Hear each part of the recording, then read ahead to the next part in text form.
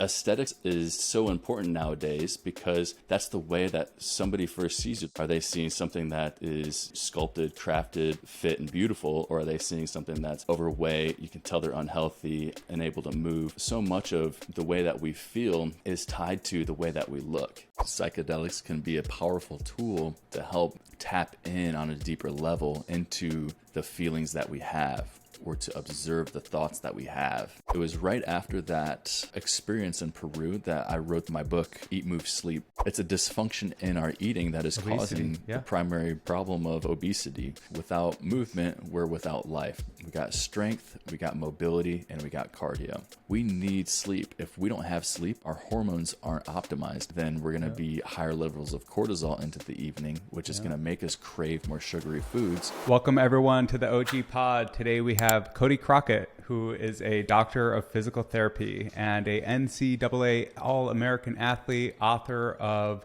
Eat, Move, Sleep, 3 Habits for a Healthy Life. Cody is a speaker, he's an educator, and he's a peak performance coach. Welcome to the show. Excellent. Thank you, Caleb. I'm happy to be here. Are you calling in from Alaska? Yeah, I'm in Alaska here, and this time of the year we're at a high amount of sunlight, so we're about 22 hours of daylight right now. Wow. And fortunately we have some rain going on today, so summertime we pray for rain so we can get a little bit of darkness and get a little bit of sleep. But yeah, summertime's sleep tends to get sacrificed. Does it kind of throw off your schedule, like during those? Oh, totally. Yeah. What's the latitude? Because I know Russia has winter nights. Have you heard of those? Not that term. No. Or maybe it's not called winter nights, but basically not winter nights, white nights. Where basically the sun doesn't go down. Yeah, so we're about the same thing in the summertime. They call it the midnight sun because the sun will be up till like midnight, 12:30 in the morning. And so in the summer times, it can look just like a sunset from like 11 p.m. until like 4 a.m., which is an amazing thing to see. And then it's the complete reverse in the wintertime, where in the wintertime, it's pretty much 22, 23 hours of darkness. We're blessed with the northern lights in the wintertime. And fortunately, the temperatures are actually a little warmer here than, say, like in the Midwest. So people think I'm up here living in an igloo year round, and in the winter times it might feel like it, but yeah, it's actually a really beautiful place, and I try to keep it secret. I don't want a bunch of people coming up here to take over and start taking up space. I'm sure they will. Like we'll try and blow it up if they find out. But Alaska is known to be beautiful. One of the things that we talked about in one of our previous conversations was just the role of nature in mental health and like well-being. Is that kind of what brought you to Alaska, or can you remind me what brought you to Alaska? Yeah, exactly. So I worked I'm a physical therapist. I went to doctor of physical therapy school. And after I graduated from university, I decided to take on a traveling gig. So I traveled for 5 years through the Southwest of Colorado, New Mexico, and Texas. I'm originally born and raised in Ohio, so I come from the Midwest, and then Michigan. I moved to the Southwest, Ohio. Oh no, I was just saying Ohio. I'm Midwest as well. So, I'm from Michigan. From there, I travel. Oh, are you from Michigan, huh? Yeah, but I don't want to distract. Keep going. Sorry. Yeah, no, you're good. That's cool. So, yeah, from the Midwest, went to the Southwest. Was able to travel, had a beautiful time, and I'm really much into getting outside, hiking, backpacking, and felt like I did so much in the Southwest that I was looking for the next best thing. And so Alaska got my attention. We got this pretty much a continent up here the size of, from the Mississippi to the West Coast, and it's this large amount of land, and a lot of it's untapped, raw nature. Yeah, it's incredible. And you don't really grasp it until you come up here, and then you can see how vast it really is. And it's an amazing place to be up here, where we have such access to raw, wild nature that with the outdoors, with the wildlife, hunting, fishing, hiking, it's just an incredible place to be. And I saw some posts on your Instagram. Attention. It just looks so beautiful. It just looks like you'd be healed just by living there. Truly, yeah. It's such a spiritual experience for me just to live here because of the vastness of the mountains, of the wilderness, and honestly, the extremes. And that's really what caught my attention right off the bat was how extreme this place is. We have, one of the largest boar tides in the world that come in. It's a 26 to 27 foot tide that comes in. And we have glaciers within an hour of this What place. is that? You said it was a what tide? A boar tide. So what is that? What happens with the boar tide? Yeah, so the boar tide is a sort of a tide that comes in, and when it comes in so strong that there's almost like a big wave that comes in with it. So a lot of places the tide just slowly drifts up. Well, there's such an extreme tide here that there can be a boar tide where it comes in and it creates a sort of a wave at the front of this tide. And it's such an extreme fluctuation that it's one of the most extreme tides in the world. And it's, literally 10 minutes down the road, and I can go and watch this tide come in, and beluga whales will come in with it a lot of times. Oh my God. It's such a magical place here that it's almost like a fairy tale because of the level of wildlife, nature, and it's a way that you can find and sort of rediscover that magic in nature because it truly feels like this place shouldn't exist, like it's a different planet. Well, I see, I'm just looking at your Instagram right now. You got like bald eagles and hawks and bears and trees. And it's like, are these real photographs you took? Like you saw these animals like in nature? Yeah, it's incredible. Wow. I'll either see them in nature or they'll come find me in the city. And I live in Anchorage here. They flock to you. So wild because they flock to you in the mornings.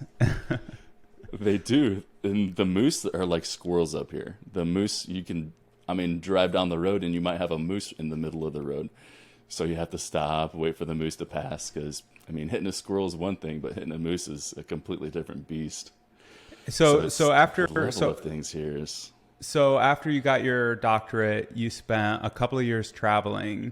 And then do you feel like you're pretty settled in Alaska or... For the most part, this is the most settled that I've been in some years. I've been here in Alaska for 4 years now, and I've moved as a clinician from a couple different settings, and I currently practice part-time as a clinician at a integrative wellness clinic where we do some really cool stuff using light therapy, photobiomodulation. We're using PEMF. We're also doing high-level oxygen training where we're recording VO2 max, and we're doing high altitude training where we can simulate training at, say, 25,000 feet. And then we can also reverse that and give people a high concentration of oxygen of, say, breathing 90% oxygen. So it's a really cool way that we can use biohacks and also, I'm practicing as a clinician at the same time. So it's a really interesting place. So where is your focus, do you think, more? Is it on mental health, physical well-being? Or do you see them as the same thing? Like, how do you approach wellness? Yeah, great question. So much of our health it's vast, right? From our mental health, our physical health, our spiritual health, our mental emotional health. I like to look at it as those four categories: the mental, the physical, the emotional, the spiritual. Mm-hmm. As a physical therapist, I like to look at things from the physical lens of things. Mm-hmm. But in my journey of just growing myself physically, realize how much of our mental health plays a role in our ability to actually change our physique and how we show up in the world. So a lot of the work that I do with my clients in the clinic and then my one-on-one coaching clients, the men that I work with, a lot of it tends to be more of the physical, the mental, and a little bit of the emotional because they're all intertwined, right? We can use the physical to change the emotional. Our emotional health will then change our physical health. And so much of it is tied to the mental, the physical, the emotional. So it's tough to just focus on one without actually at least looking at the other. Well, it seems like a much better approach. So often in medicine, you're having some symptom, like maybe you feel depressed or you can't get out of bed in the morning or whatever it is. You go to a doctor and they're going to say, take a pill. And what is that pill going to do? It's going to make it so you don't feel your feelings. And I'm guilty of that. I've had the pills, I understand it. But taking an approach of looking at these things in different categories of spiritual, emotional, physical, mental, and figuring out how do those interrelate, and if I make a change in one of those, how does it impact the others? I definitely, in my own self, see such a strong connection between physical well-being and emotional and mental health. And I guess all those are related to spirit. They really are related. Did you say, so I definitely want to talk about some of these human optimization things that you're working on. One word that caught my mind was like photobiomodulation or something. Like, what was that? It's a fancy term for, yeah. So photobiomodulation, it's a fancy term for, say, light therapy. Photo meaning light, bio meaning life, modulation meaning change. So we can use light therapy to then change our biology. Like circadian rhythm type stuff? Like, or what kind of... Exactly. So we can use, say, like a full spectrum light bed where we're getting infrared frequencies, we're getting the blue light, the UV light. And so many of us, especially in the wintertime, and say the wintertime in Alaska, even more extreme, we're deprived of the sunlight. We're deprived of the natural light that we need as humans that tells our body how to release hormones, when it's time to sleep, wake up. And that's all tied to circadian rhythm. You mentioned that earlier, is the circadian rhythm and how that can get disrupted. And even though up here in Alaska, it's a natural disruption of extreme sunlight in the summer that impacts my sleep, or in the wintertime, that extreme darkness will then impact my wakefulness. Even though it's tied to nature, that can still have impacts on just how I feel, how I show up to the world.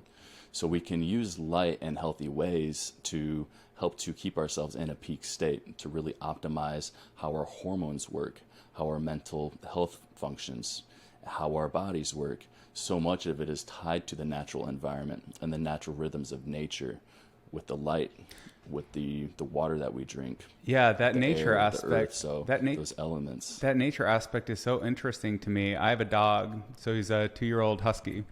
And he is so natural. Like, he wakes up in the morning. What does he want to do? He wants to go outside into the sunlight. And if I don't let him outside, he's going to sit as close to the sunlight as possible. And even if it's 100 degrees outside and he's a husky, he's got a big fur coat, he's still just going to bask in the sunlight. And then I put down food in his bowl and he just eats the perfect amount and he doesn't ever overeat. And then at night, he like everything he does is like so healthy and natural. And there was this quote I wanted to run by you. I'm trying to piece it together. I think it was from Nietzsche, and it was something like, he said, "I call an animal sick, or even a species sick, when it chooses and prefers what is harmful to it." And we have so much of that happening in our world. Like, we know we shouldn't like binge on Instagram or on desserts or on any of like the indulgences that are so easy in our world. So how do we deal with this, all of these indulgences? Like, how do you personally keep yourself from, I don't know, for example, like overeating or overindulging on social media? Like, I know you had that social media fast last month. Right. Like, how does that stuff affect you? Yeah, that's a fantastic quote. I really like that quote. When, a species prefers things that aren't good for it, that's a sign of illness, right. of unwellness. Right. And I think a perfect example of that is, say, someone that is obese, they're morbidly obese, and they have this disease from overeating. They then get the gastric bypass surgery where they, say, take out half your stomach, more than half your stomach, and they lose all this weight. And then after they lose this weight, they then go back binge eating, stretch their stomach out again, and they gain all the weight back. That's terrifying. It's like, at what, it's terrible. It's sad to see that, and then people look at it and they think, oh, well, that's just the type of person I am. That's just, who they are, is they just eat. It's like, no, you have to stop and look at, this person is not well. Yes. There's a problem with their mental health there, because they're continuing to choose habits and behaviors that are sabotaging their health. Yes. It's keeping them in a state of disease. And just like you said previously with the social media fast, so many of us cannot recognize how social media affects us. We get into these traps of instant gratification where we get these hits of dopamine to make us feel good. It rewards us. It gives us, lights up the reward centers of our brain, which then gets us addicted to these things. And I know you, me, we're the type of people that we're aware of this stuff and we're interested in optimizing our health, our wellness. And we still are subject to these predispositions of, getting addicted to social media. And I recognize that in myself. And that's a beautiful thing to be able to recognize when we can notice that every time I'm looking at social media, I feel worse. Every time I get on Facebook, I feel worse. Well, why the hell am I going to keep getting on this thing if I continually feel worse? Right. Well, people keep getting on it because it's addicting. It's lighting up those reward centers and it makes them feel good. And that's a behavior that is not, that's exactly, it goes with the quote. People are stuck in this behavior that is making them feel worse. They may not recognize why they feel worse, and that's the disconnect. And they feel worse, but they can't recognize why they feel worse. Yeah, they can't recognize. And I noticed that within myself. Why they feel worse, but it's almost like even if they could recognize the why, they still, I mean, that is what addiction is. Addiction is knowing that it's unhealthy and choosing it anyway. Knowing that something is going to have a negative impact on your life and you still choose it. And obviously that's a big part of the human experience. I think everyone deals with it in some form or fashion at some point. But really my question to myself, and I think to other people, would be like, how can you live in a way where you naturally crave and want and desire what's healthy for you and what's good for you, and not the opposite, like Instagram or whatever? Have you thought much about like how to change your desires, or if that's even possible? Yeah, I think about it a lot actually. And I truly believe that this is a big root for why we see such poor mental health, is because it's this instant gratification. We need to have this, we're getting this feeling that we want to be instantly gratified, that we want to feel good right now. We want to feel good in this moment. And that's what social media does. It gives us that hit of dopamine, of instant gratification. And I think the solution is, number one, is to start to be disciplined and to be able to recognize, the definition of discipline is to do the right thing, especially when you don't feel like doing it. And so if we can put our feelings aside, which goes against the mainstream narrative of feel more, be in your feelings, it's okay because, just let your feelings guide your actions. And that's a dangerous thing because our feelings right now are being so lit up with instant gratification that we're feeling good from things that aren't supposed to make us feel good. And so when we can delay gratification and we can do, essentially what's called a dopamine detox, where we remove a lot of these instantly gratifying things, we then lower our baseline for what makes us feel good. And when we can lower that baseline, we can lower that threshold, then all of a sudden going into the gym and exercising feels good, or accomplishing something and getting a project done feels good. So now these things that we used to be rewarded in nature, our primal human ancestors used to get dopamine hits from going out and hunting and foraging. They used to get dopamine hits from that. And now we got people that are getting dopamine hits from looking at these screens. While sitting on a couch eating potato chips,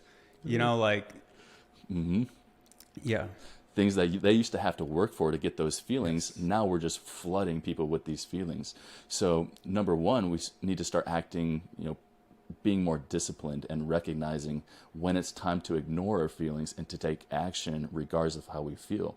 And then number two, it's delaying that gratification and being willing to make the sacrifices and understand that doing the things that are actually in alignment with you becoming an optimal version of yourself, by taking action day after day and keeping your distractions to a minimum, that's when you're going to start to feel gratified from the things that are aligned with your highest self.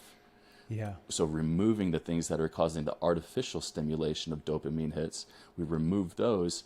That's when taking action on the things that are aligned with your optimal self is going to be what gives you those dopamine hits with taking action towards your higher self. I think that's truly what's going to be the solution. Just is people willing to take that action and to actually delay the gratification and to make the sacrifices. But that's where we are. That takes a level of strength and endurance and will that a lot of people just don't find that they have. And they think, hey, I wake up and I've got all these stresses and pressures and my job sucks and I hate my position and this and that and that and that. And like, I just am getting through the day so that I can fill my responsibilities to my family, pay the rent, whatever it is. And I don't have the motivation or desire to do more because what I'm already doing feels like it's taking all my willpower or whatever.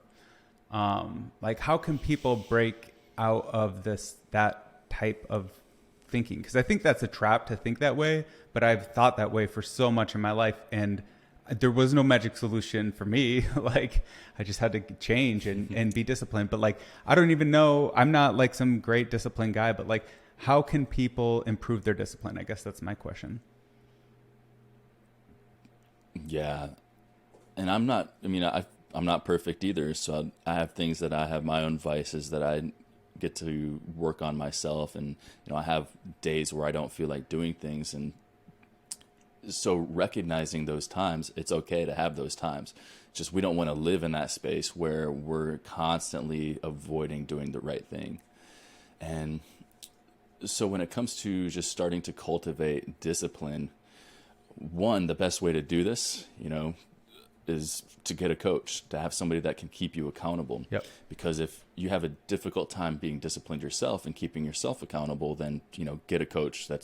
I have coaches and I'm a coach. And so I still see the value of coaches, and that's something that I'll continue to see the rest of my life. So if somebody struggles with discipline, get yourself a coach or an accountability buddy, a partner. With where I am now, I've invested in coaches, I've done programs, I've learned these tools and tricks to be able to keep myself disciplined. And that's where I can keep myself disciplined and be my own self-accountability partner at this level. I'm in the process now, I'm launching a program next week called the Men's Aesthetic Physique Program. And a lot of that is geared towards teaching men how to implement these strategies, how to be disciplined, along with what to do for your workouts, your training, what's the mindset that you get to have. Because I've realized along the way of my own journey of the value of having coaches, of having a plan. Yep. And I see so many men that are struggling nowadays that struggle with discipline. They're addicted to video games or porn or whatever. Food's one of the biggest painkillers that we have nowadays. Yep. And seeing that if people are in a place where they do need help and they feel like they want to get support and actually want to make a change, that's where we can really work together to find that value. Not everyone's like that. Some people are really self-motivated, but it's very difficult to do because of, whether it's because of our environment or because of the people that we're around. It's difficult to make big life changes if somebody really wants to transform their life. And what's your program called again? The Men's Aesthetic Physique or? The Men's Aesthetic Physique program. So I call it the MAP for short. So giving men the map to build the confidence, the aesthetic body, and masculine strength. And really doing this through the path of building your aesthetic body. Because through this journey, it takes the right mindset. It takes the right actions. And that's going to be what helps men to build up confidence within themselves, to really embody their primal masculine strength, and then to also build their body along the way. Now, why do you focus on the aesthetic? By the way, this is going to be available on primalrx.com, or how can people find it? That's right, primalrx.com. Cool. And the aesthetic part is, why is aesthetics important? Like, why isn't it just your VO2 max and how much you can bench or whatever? Right, yeah. So the aesthetics portion of things, it's important because, it may seem more of like the superficial level of things. People may see it as a negative thing because of vanity, and that's just not true. Aesthetics it's so important nowadays because that's the way that somebody first sees you the first time. What do they see? Yeah. Are they seeing something that is, say, sculpted, crafted, fit, and beautiful, or are they seeing something that's overweight. You can tell they're unhealthy, unable to move. And so that's the first thing that people see when they look at you is your aesthetic. How do you present your body? How are you presenting yourself and your posture? So much of the way that we feel is tied to the way that we look. And it's ingrained within ourselves of, if I feel good, then I'm going to do good. I think that's a hard truth for people, though. Continue to feel good. I think that's a hard truth for people. Like, they want to feel like, oh, I feel good based off of my intrinsic self-worth, and I'm a valuable person just because all people are valuable. But really, you get into this feedback loop where if you're really overweight and you're walking around and you're sweating just getting up the stairs, and you pass somebody who's like fit, like maybe you're thinking in your head, like, screw that guy or whatever. And so, like, that's an unnecessary thought that you're having, like, out of jealousy or whatever. Or maybe somebody treats you worse, like, because you're projecting this, not projecting, but you're broadcasting this, like, weakness instead of strength. And a lot of how you can get into this positive or negative feedback loop with people. If people are treating you really well and they're excited to be around you, you're just going to feel better. You're going to be happier. And if every time you go out of the house, you feel like ashamed that you're like too overweight for this or that or whatever, like you're not aesthetically, or even not aesthetically, but like you're not your ideal. You're not who you want to be. Then people are going to sense that, and they're going to feel that, and they're going to treat you that way. And so you can get into this feedback loop with other people based off of how you look, how you feel about yourself. And I agree, it's really important to find ways to tune that up to more accurately represent something that is intentional and sculpted and something of your design. Like, who do you want to be? You can be whatever you want. Even you could deprioritize health and fitness if you have like some reason. I don't know what the argument could possibly be, but like, if you're really being you, people will feel that. Yeah, there's a lot that comes up hearing you go through that. I mean, one is there is a lot of this sort of, body shaming people. And now there's body shaming for guys that look fit, right, guys that look good, because people see that as, oh, well, that's toxic masculinity, or that's intimidating, or, that's competitive. And they try to make these qualities into toxic masculinity. And what it's doing is it's promoting unwellness. It's promoting sickness, because if we're telling people that being fat is healthy, well, now we're lying to people.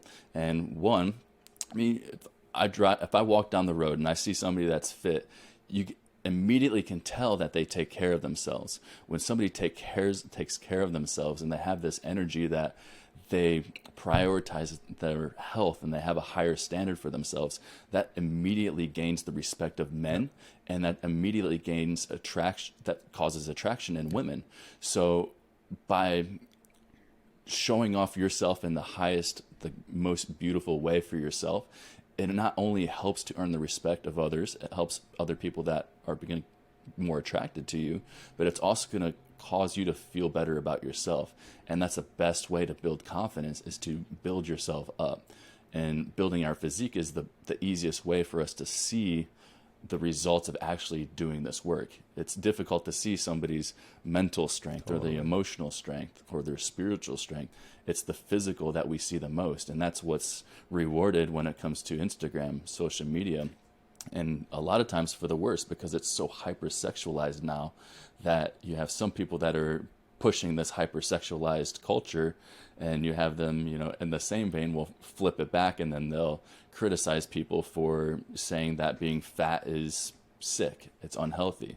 So it's so crazy, really, though. Like, how can anyone how can anyone argue that being fat is anything but unhealthy? Like, I've been overweight. Have you been overweight? I think you have.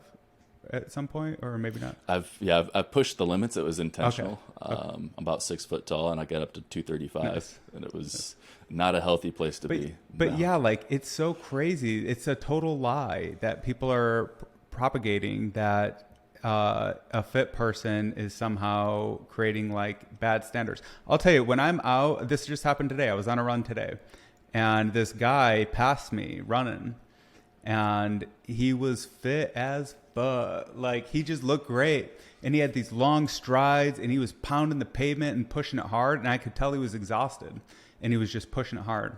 And that was completely inspiring to me. And And I was like, well, like there's just one more example of another guy getting it. Like it can be done. And I don't know, like it's totally motivating when you see other people that are either ahead of you in the game or just pushing themselves in any way. And imagine if everyone in the world, it was just the de facto thing that you're pushing yourself. Wherever you are, it's fine. You don't have to be elite. You can be at the very beginning stages. Doesn't matter. But you are pushing yourself forward.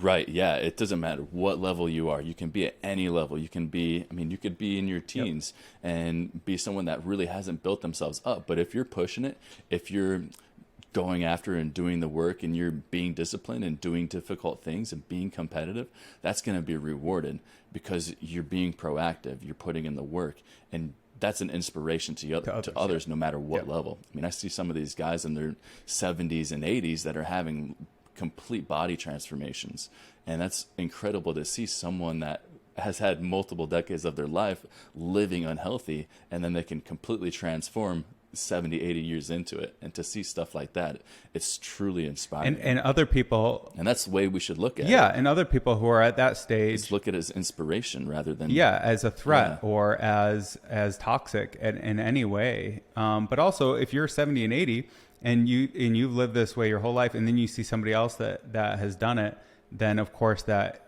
just is one more data point that it can be done. And I really wonder, like, what would happen if the majority of people were pushing themselves and they weren't doing the minimum? What would, like, maybe we'd be on Mars already or whatever. Like, maybe humanity would be like one level up or 10 levels up or something. But it's there's a dynamic that happens when you're around people that are being lazy. And have you heard of this expression, crabs in a bucket?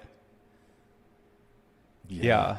That's great. Yeah. So crabs in a bucket. As soon as you start is if you haven't heard it, as soon as somebody starts, as soon as one of the crab, you don't have to put a lid on a bucket full of crabs, because as soon as one crab starts crawling out of the bucket, all the other crabs will pull it back in. And sometimes we see that same, and I don't know if that's like, a real story or whatever, but we do see that with human behavior, where if one of your friends starts pulling ahead, a lot of times people like start taking them down. But instead, we should do the opposite. And we should push them forward. And like, hopefully that creates a tailwind for us as well. Yeah, it's such a difficult thing, because there's this, when somebody actually starts pulling ahead, it creates more of a distance, a chasm. And it changes the relation that this person thought this person was in this box, and they see them making progress. Well, then it reflects that, this person is not taking the actions that the other person is. So the comparison game. But something that I want to share with you that came up is, you familiar with Andrew Tate? Yep. Tate's been getting a lot of attention nowadays. Yeah. So I heard him say a quote recently that really hit me really hard. And it was to the degree of, it's a lot more difficult to be a brave person surrounded by cowards. Where if you flip that, if you're surrounding yourself with other men that are brave, it's a lot more difficult to be the coward in a group of brave men. And surrounding ourselves with other men, other people that are on that same mission, that have those standards of being disciplined, of being great, of taking those actions, being brave to take actions. You surround yourself with men like that, that's going to be what helps you to level up. Where if you're surrounding yourself in a group of cowards and your friends are guys that are watching porn, playing video games, eating shit, not going to the gym, well, that's your standard, and that's where you're going to stay. And it's going to be a lot harder for you to actually move forward and take those actions because of your friend group. Let's say... So that Tate quote really hit me well. That is such a great quote, especially the inverse of it, that if you're surrounded by brave men or courageous people, you won't be a coward. Like, you won't want to be that one guy that doesn't, like fight or put in max effort. So like, let's say you're 15, you're in high school, and all your friends just play video games. None of them want to do anything but Fortcraft or Mind Fart or whatever it is. I don't know what they're called, but like whatever the video game of the day is, that's all your friends want to do. They just want to eat nachos and play video games. Like which is where I was in high school. And I guess that was like before YouTube and before like there was like a lot of like this kind of guidance out there. But even if somebody found that guidance, like how can people change their friend group? How can people find that when it's not just naturally part of their lives today? Oh, Caleb, that's a difficult thing, man. It's so difficult. And I've been there too. I've been, I was addicted to video games for a while. Everything that we've talked about, I've also had struggles with the same thing through the years. And it's a challenging thing when, say, we have friends that we've had our whole lives, or say for decades at a time, and they see us a certain way, and we've cultivated this connection with our friends. It's very difficult to then say, okay, well, I'm going to completely change the way that I wake up in the morning, what I do in a day, what I eat, the places I go. Well, all of a sudden, that's not going to be aligned with your friend group if that's different. And it's very difficult to make those changes. And that's why so many people struggle to keep the same friend group and to make progress in life. The fact of the matter is, if your friends are what's holding you back, if your friends like to party and drink and go out and play video games, and they're not interested in wanting to make progress in life, then it's time to find new friends, or at least go on limited association, where maybe you see them every so often and you do things more intentionally. But I think that is the harsh reality. I've seen it in myself. I've seen it in many of the men. It is the harsh reality. There's really no way around it. Is some friendships are, you outgrow your friends, and I've outgrown friends, I've outgrown relationships, and it happens a lot just because of the journey that I'm on. And the blessing is going on this journey of wanting to build more, create new opportunities, have amazing conversations like this, is that this is where I get to meet new friends at a new level. And it comes back to, we have a higher standard for ourselves that we hold each other up to, whether that's just the words we use and the way that we communicate, our behaviors.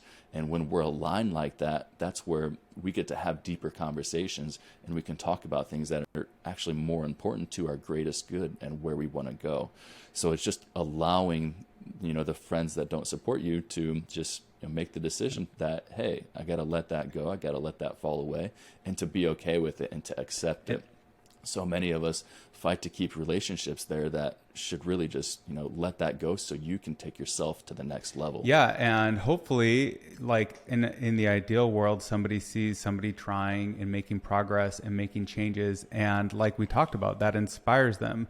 But also, like we talked about, is that gap between, anytime you're trying to optimize yourself, if you're successfully doing it, even if it's a 1% optimization, apply 365 days 4 times in 4 years, you're going to be really a different person. And that gap between you and who you were and the people you associate with is going to get wider and wider and wider. And if they're the kind of person to be threatened by that instead of inspired by that, then you definitely have to find new people. So I wonder if you're somebody then who's on the other side and you're seeing one of your buddies pull ahead and you're feeling jealous or envious or even spiteful and upset that they're doing this. Like, how do you recognize that those emotions are wrong? And even if you recognize, how do you change to be inspired rather than spiteful for other people's success if you're in that boat?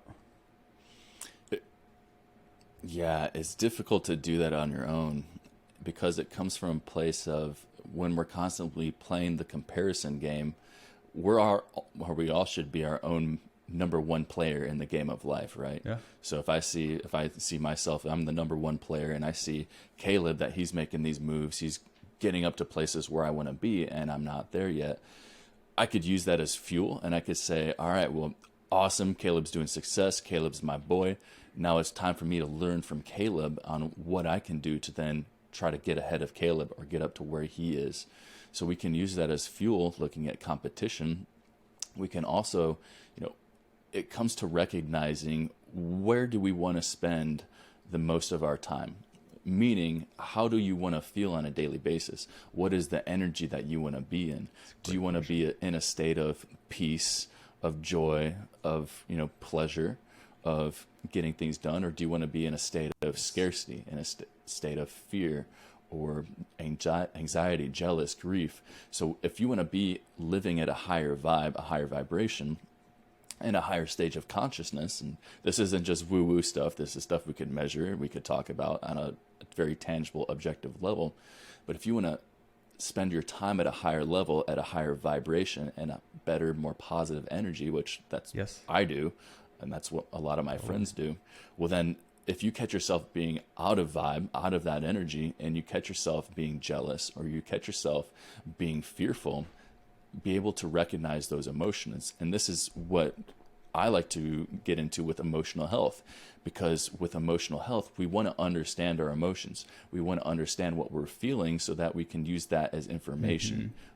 If we're living life based off of our feelings, and we're making decisions based off of our feelings of what feels good, that's not necessarily going to get us to where we want to be. So when we can be in tune with our feelings and actually understand what the definition of peace is, or the definition of courage or fear or grief or apathy, when we can be able to identify these emotions and to understand the definition of what these emotions mean, that's when we can use that information to tell us that, hey, well, Caleb's doing this and I'm feeling jealousy, or I'm feeling fearful that he's going to do what I wanted to do, and feeling this gap or this scarcity, this victim mindset. When we can recognize how we feel and how something doesn't make me feel good, I can use that information and I can ask why, and what would it take to feel good in that moment. And that's where we can start to shift and be grateful for Caleb and see him grow, and be grateful for this knowledge, this insight that I have that can tell me that, okay, well, this is why I'm feeling this way. And in order for me to actually level myself up and to take these actions, these are the actions that I want to take in order to feel better. So it comes down to reframing that, and it can be difficult to do unless you have some tools to do that, or you have a coach. It's so wise, though. It's so wise to recognize that your emotions are a source of information. I don't know that I've had that idea before. I know I've thought you pay attention to your emotions, but actually looking at them as a guide. You're feeling something. What does that tell you about yourself? What does that tell you about what you want? What does that tell you about where you're, what position you're in? But you were just getting into the good stuff, the tools. Right, the tools. And so thinking of the Stoics, you're probably familiar with the Stoicism and the Stoics, Marcus Aurelius. A little bit, but I don't even know what is Stoicism. So, it's just be cool with whatever happens, no matter what, or what is it?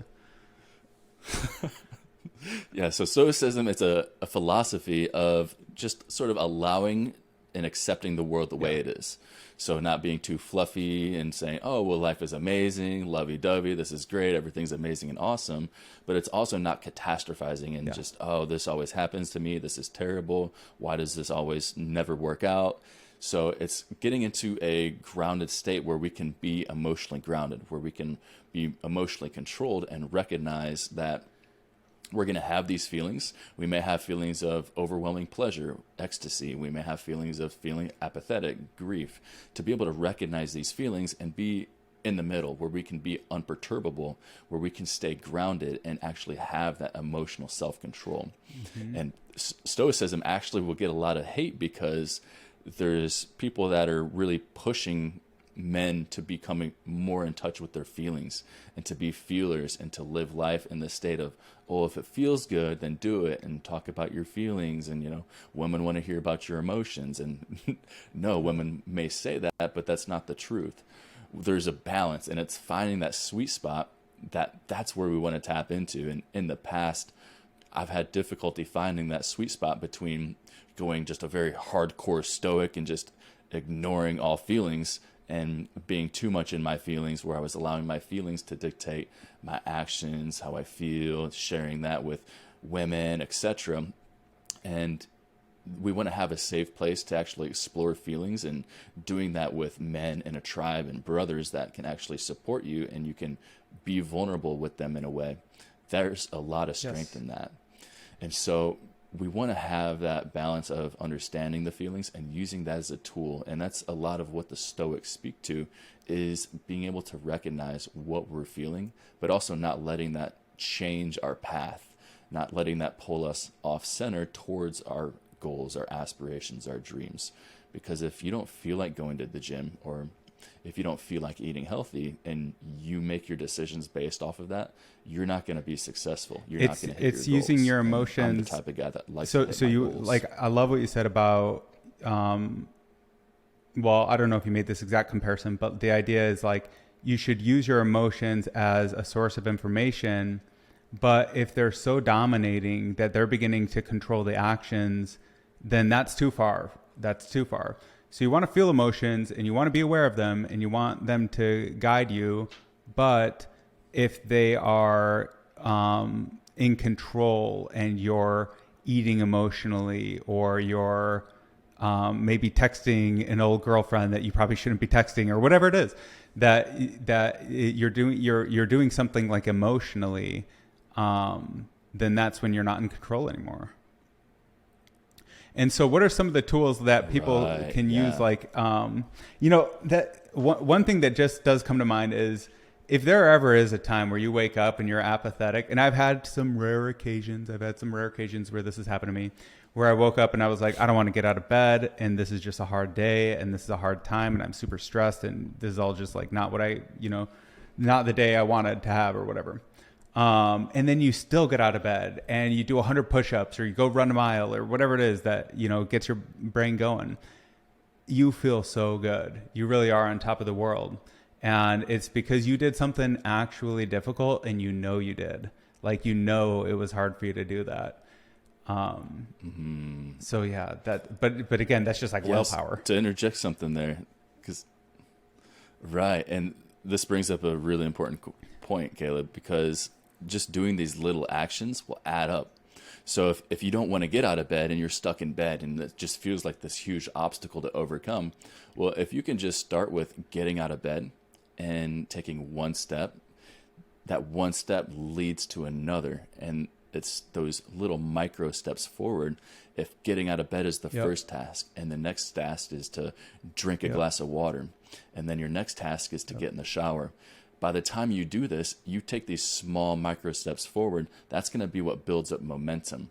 It's building up that momentum through the compound effect that actually starts to make you feel like, cool, I'm checking off some little tasks first to build up some momentum. And from there, those little tasks start to give me the confidence and that momentum to take on bigger tasks. So being able to do almost like momentum stacking, where we can stack these little actions that then add up into bigger. It's compound interest. It's the same principle. And that compound interest, you can try to save a bunch of money in your life, or you can try to build a lot of value within yourself. You should do both. But you can compound well-being. And to say something more with that, it compounds on a you could look at it on a day-to-day basis and building that up with little micro wins on a day-to-day basis. But we tend to overestimate the things that we can accomplish from day to day, and we underestimate what we can accomplish in a year. So if you can just take those micro moves forward from day to day and continue to do that day after day, it may not feel like you're making that much progress moving forward, but then 3 months, 6 months, 12 months goes by, all of a sudden you see that, holy shit, I've accomplished all of these things just by taking these small actions every single day. It's cumulative, and that's my favorite part. One of these things that I've built over the years is just a habit tracker. And there's lots of habit trackers out there. I think one of the differences of mine that I would like to build a product out of it someday, and maybe other people do this, I haven't done a lot of market research, but it's the idea is that your habits are cumulative. So in my tracker, every day I do something, I get +1. But if I don't do it, it's not 0, it's -1. And so some of my habits, smoking weed, is like really just like 700, -700 points or -1,000 points or whatever. And I've like dug myself in this hole, and I just know that it's like, okay, well, this isn't my ideal. I know I don't want to be doing this forever. And look at this hole that you have to dig yourself out of versus like the opposite. And like there's some other habits that I've done really well on, like just being organized or whatever. It's like, okay, well, like now I have all this accumulation and a momentum around organization. And I think our habits are cumulative like that. If you're going to the gym every day, you're accumulating strength, you're accumulating cardio and endurance. If you fail to do that every day, you're just getting older, you're just getting weaker. And so I think there is a cumulative effect of repeating these small steps every single day. And so, right, it either can work out as, I was going to say, it can either work out as positive momentum, where we're building up positive momentum, but we can also build up negative momentum. So if you say you fall off one day, you start smoking weed one day, that then impacts your workout the next morning, and then you eat like shit, then we build up negative momentum. And it's a moment-to-moment thing. Every day, every moment is an opportunity to either show up as your best self or less than your best self. And that is cumulative. It compounds over time. And so if you can show up every day in the best way and every moment to moment, then that's going to add up. And all of a sudden, this person that you want to become in this long, lofty goal years down the road, all of a sudden it adds up. And then you wake up one day and realize, holy shit, I've accomplished it all. I guess I'm there. I guess I can just be that person I wanted to become. And now and set new goals. But I mean, and of course, just appreciating that kind of change. So what is the power of, because I've heard you talk about the power of, and I super agree with this, the power of visualization and kind of like the law of attraction. Like, how do those ideas fit into self-improvement? Yeah. With visualization, it's really important that, one, we have a clear image of the person that we want to become, whether that's as an athlete or as a father or just as a businessman. We want to be able to imagine or picture or be able to visualize what that person looks like. For example, you were about to give an example, but like when you say visualize, you mean like for real see it in your mind's eye, like what would, if I'm 300 pounds, I want to see what I would look like at 200 pounds. And then taking the time to try to like actually imagine what would I look like at that difference. Is that what you're saying by visualization? Okay.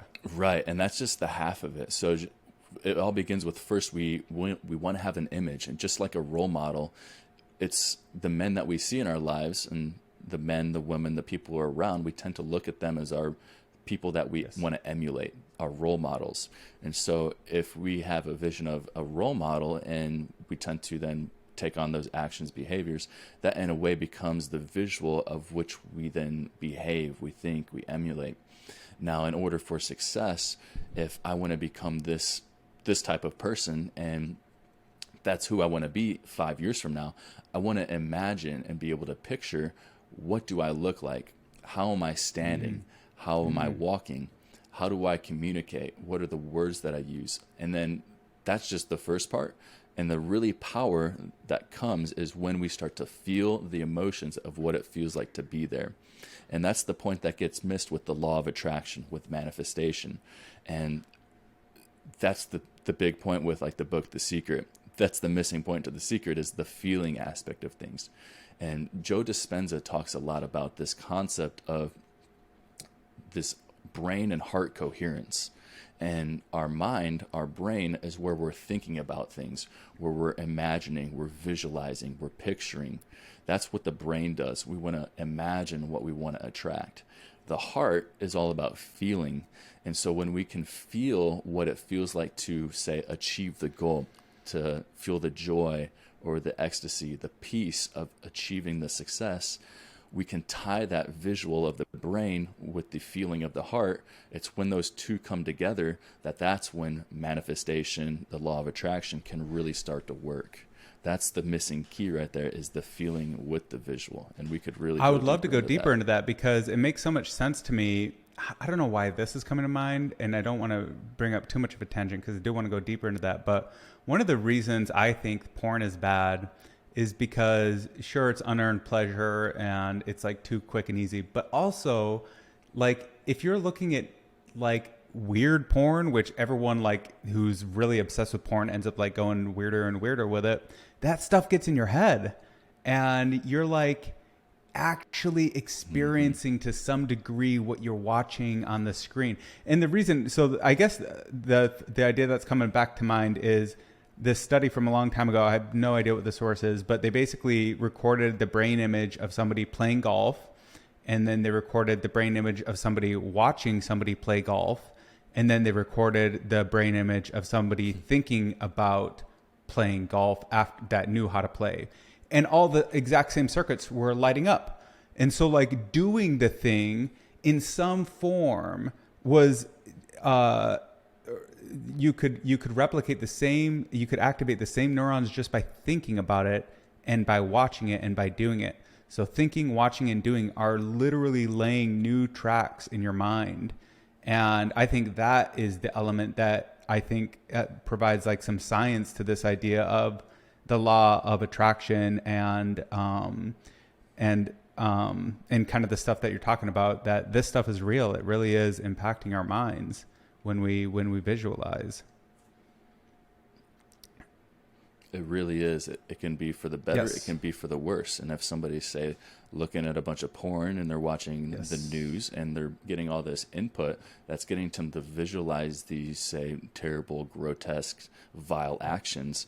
They're all of a sudden they have these images going on in their head, and then they have these words that associate with the images. And the two primary ways that the brain communicates is through images and words.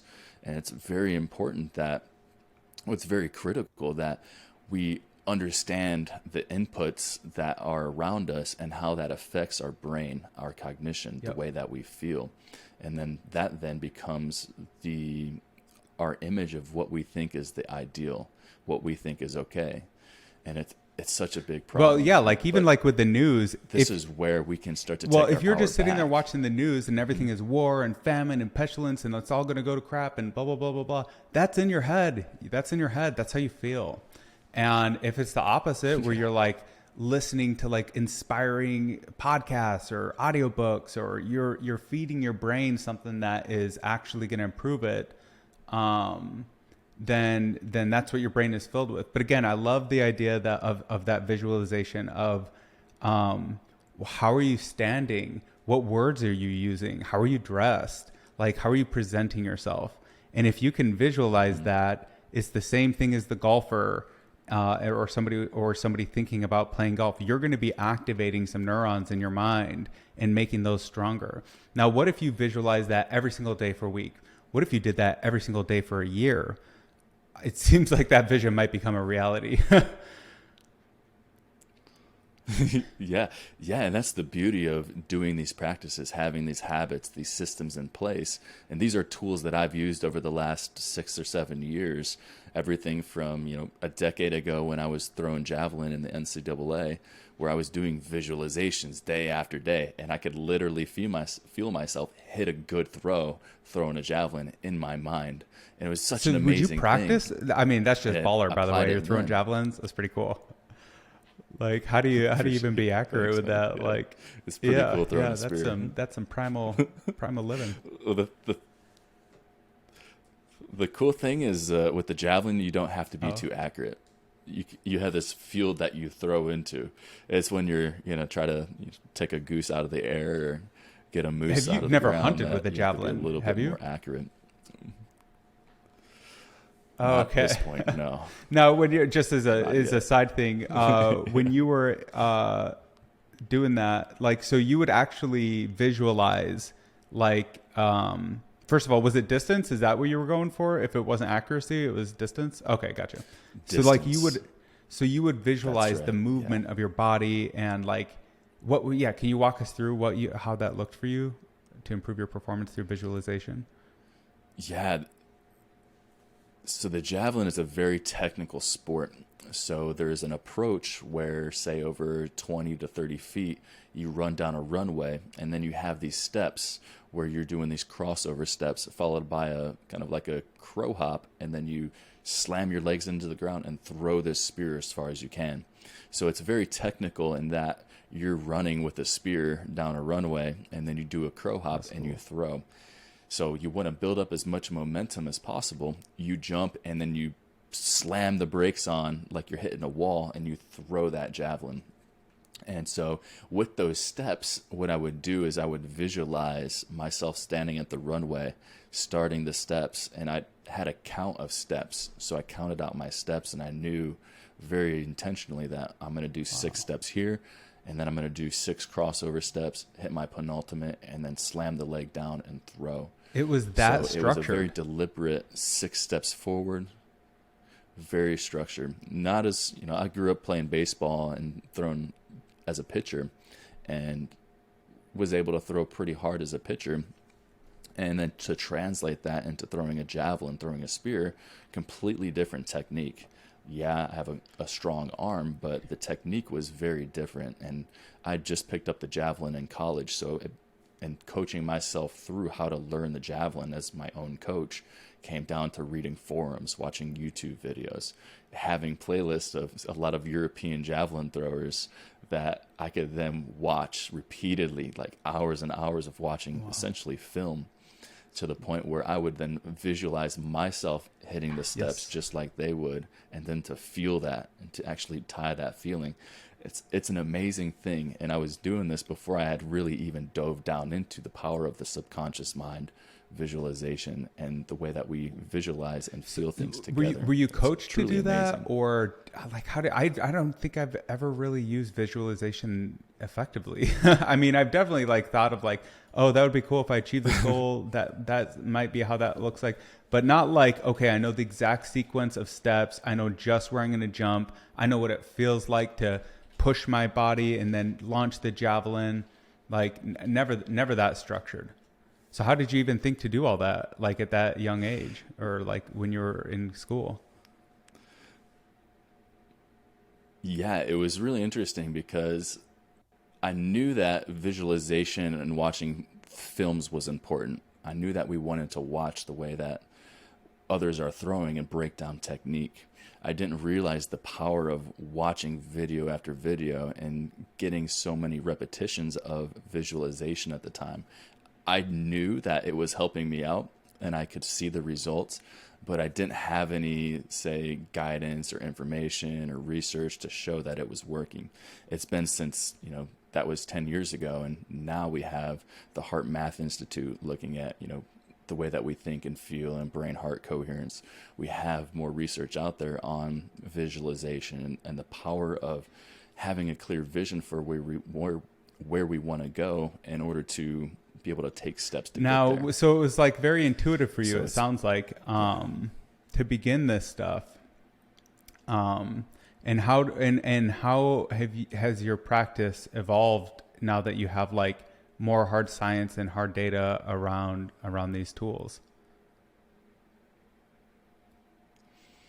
Yeah, so it became more evident to me as I continued to grow after sports and then getting into my career as a professional in healthcare and seeing how I really didn't understand or have a vision for where I wanted to go in life. I trained as a physical therapist. I graduated from physical therapy school. And honestly, at that point, I wasn't too excited to start practicing as a physical therapist. I knew that I was destined to do something greater in life, and I had big aspirations. I just didn't know where that was going to take me or what direction I wanted to go. And so it came with starting to get an idea on, what do I like? What do I value? What do I want to see myself doing in 10 years from now? And what I started to do was to start to journal and to get clear on who is it that I want to become? Where do I see myself down the road in the way that I work and the way that I make money and where I live? And just starting to get clarity from, say, the age of 25 up into where I am now at 33, of seeing how this vision has changed. And especially these last couple of years, I've gotten much more clear on who is it that I want to be? What is the lifestyle that I want? What are the businesses that I want to have? And so creating my business of, say, holistic health coaching and helping men with their aesthetic body and health, I created the business Primal RX, Primal Prescriptions. And so that's my sort of holistic health coaching business to really help bring a tribe of men together to become the best versions of themselves. Then I also saw that I want to have a business where I can help men, women, people with their mind, their mental health. And so me and a partner had created a business called Powerful Subliminals, where we create subliminal audios, meditations, positive affirmation music to help people to rewire their subconscious mind and start to inspire them to do more positive things, from focus, discipline, sleep, stress relief, and starting to facilitate more healthy mental health strategies. And these are just things that have become more fruitful in these last couple of years as I've gotten more clear on what is actually possible, and to see what's actually possible that really can open things up into awesome. There's so many opportunities out there. Just which direction do I want to go? Because we can do anything. We just can't do everything at the same time.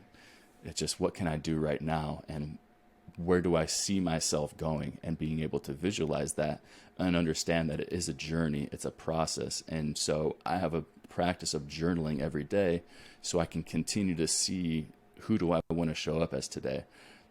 What would make today great? What are the values of who I want to be today? And doing that day after day, that then adds up, and my vision for myself and my life will change over time.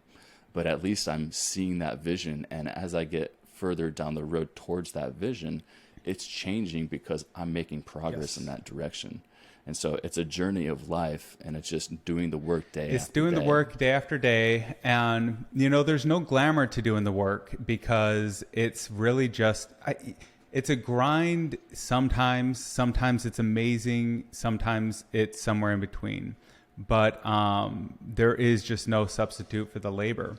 And the labor can be actually, like, maybe you have an idea for a program or some content you want to create or something. Like, the work is actually bringing that idea and making it real, bringing it out into the world and publishing it. Like, I think a lot of people have a lot of great ideas, but they just don't actually get them out into the real world. And I really wonder if I've been missing something with not, like, intentionally visualizing and coming up with, well, I think there's two things that you said that are really smart.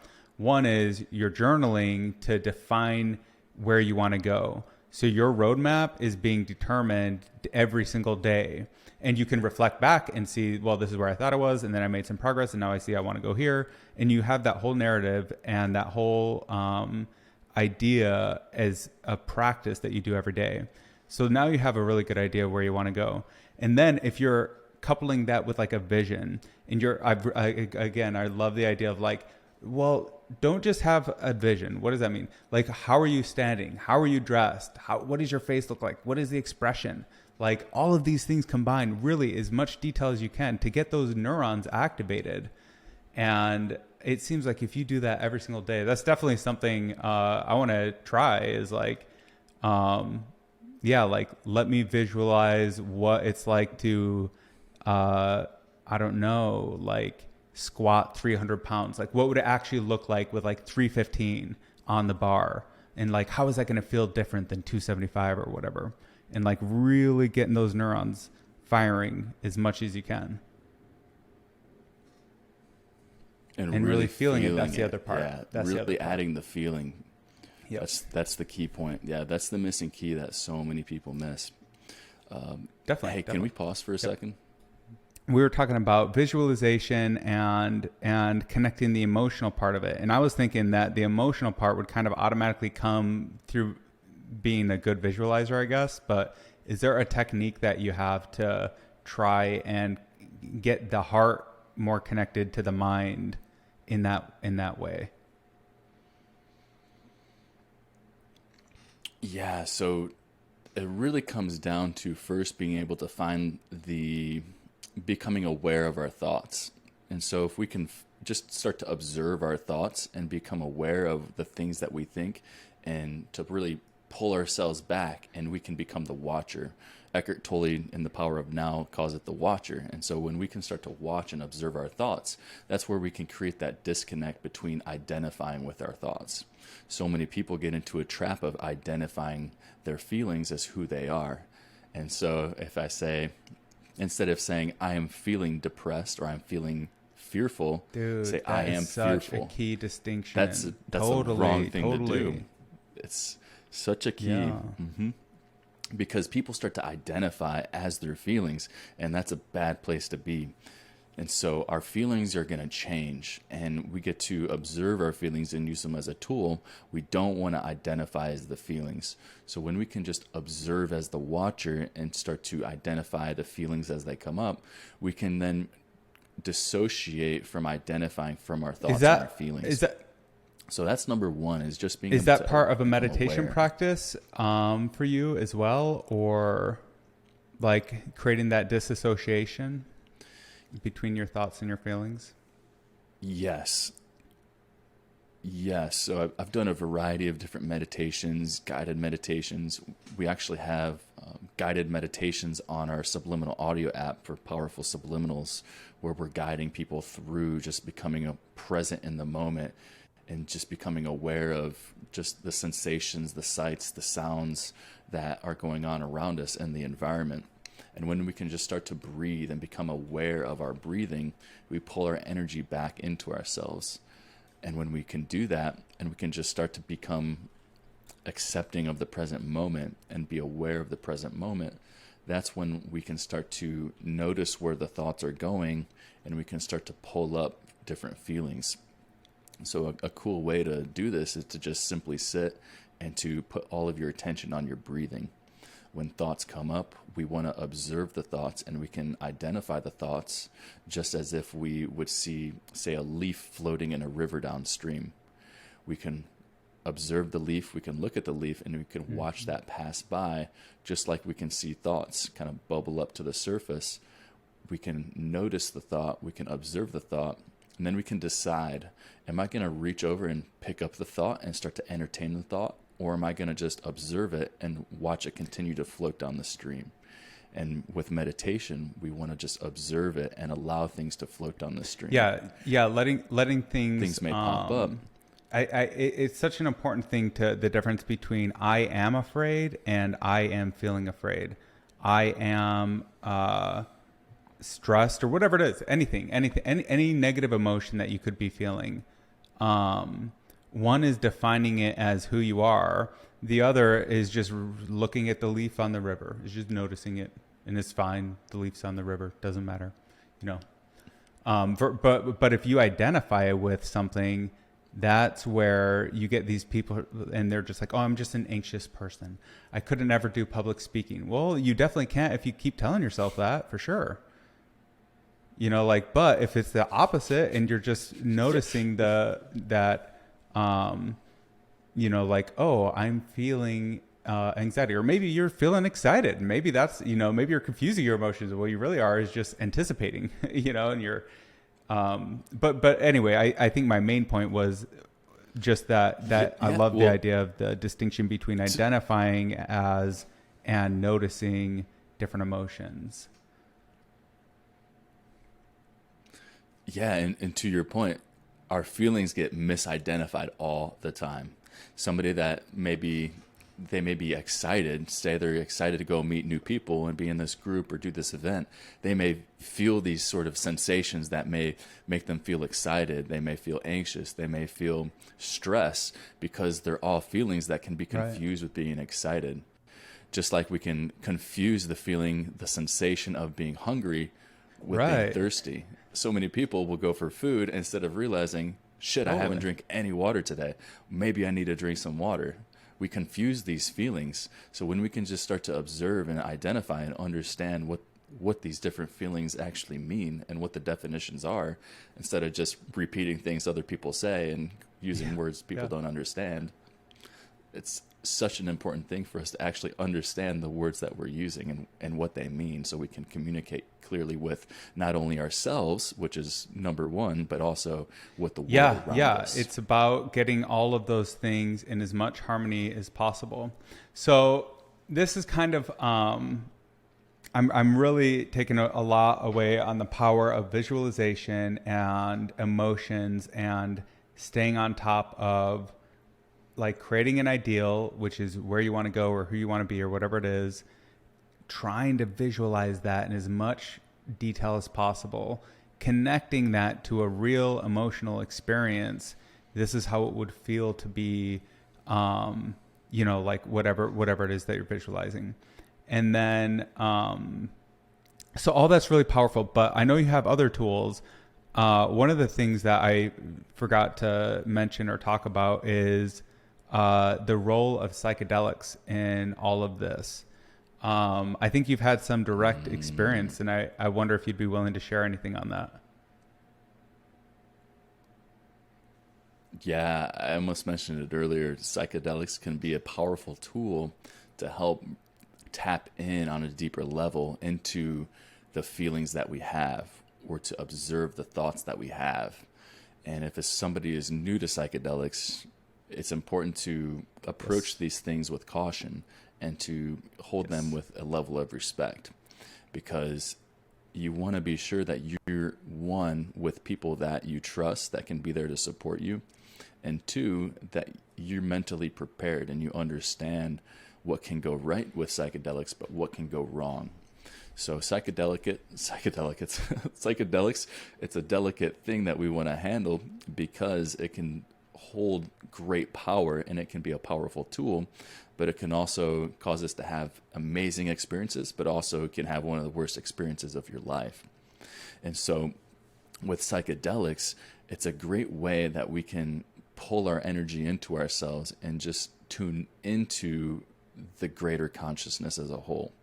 And this may start to sound a little bit more woo-woo, but what this does, there's so much more research that's being done with psychedelics and using it for, say, trauma, PTSD, for anxiety, and using this in a controlled setting. They're finding that just 2 or 3 sessions of using psychedelics in an appropriate setting with an appropriate person there to guide you can actually heal decades of trauma in just 2 to 3 sessions. So there's great power in these tools. And I've used, a variety of psychedelics over the years, from, say, using mushrooms, which is one of my favorite ones to utilize, to all the way to using ayahuasca and going on a retreat in Peru a couple years ago with a tight group of brothers who were on a similar journey. And there's been insights along the way of, everything from the mushrooms and building businesses to, more of the mental emotional processes within myself, or just the way that I visualize and I see myself. And it's been very helpful in getting clarity on the type of person that I want to be. And we can really explore more on psychedelics. I don't have a ton of experience. I've had one mushroom trip that was really a high dose, and then another one that was like a mid dose. But my first kind of thing that comes to mind when discussing psychedelics is you got to have respect for them. You got to have the utmost level of respect, because it's not like a party drug. It's not a recreational thing. And it's an opportunity to gather wisdom, to learn, to grow. And you should prepare yourself as much as you can for the experience, I think. Anyway, especially if you're like going into a deep experience. But I would love to hear about your trip specifically to Peru and trying ayahuasca, which I've never tried, but I've heard of. And I don't know how similar it is to mushrooms, or actually that much about it. Yeah, so mushrooms and ayahuasca, they're similar, but they're different. So with mushrooms, your experience is typically going to last for about 6 hours, where with ayahuasca, it may last up to upwards of 12, 24 hours. So the experiences can be similar in that you're into an altered state where you tend to be more opened up. So it can make us more vulnerable to inputs, whether that's the inputs of our environment or the people that we're around. So you want to be sure to protect yourself, because when you're opening yourself up, you're more influenceable by your environment, because your mind is opened up to a place where it's absorbing more sensory information, whether that's of the environment. It can also be of your internal environment. So if you're in a place where you're having a difficult time, or there's just too much going on that can't be controlled and it's just a lot of chaos, that may not be the right time to do mushrooms or to use ayahuasca. You want to be in a place where you can feel safe within yourself and feel safe in an environment. And for me, it's always been in nature, and having a degree of safety and be in nature and be with friends where we have an intention. And the intention with any of these substances is so powerful. And that's truly number one, is whether it's with mushrooms, ayahuasca, or even weed. You can use marijuana as a psychedelic. It just comes down to the intention. Are you using weed to escape and to mask as a band-aid for emotional pain? Or are you using weed with the intention of being very creative on this project and feeling within yourself, or that intention whatever it is? So it all comes back it's to the so intention. Important. And so, and it's so important. And that's just not with psychedelics, but it's with everything. The more that we can bring intention back into the world, the more intentional lives that we'll lead, and then we'll make decisions and we'll take actions that are actually aligned with what we intend it's like you said with or maybe you didn't mention set and setting, but we hear that a lot with psychedelics is set and setting.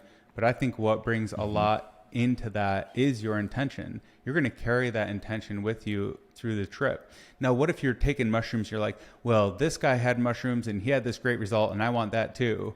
And so I'm just going to like go take a bunch of mushrooms and hope for the best.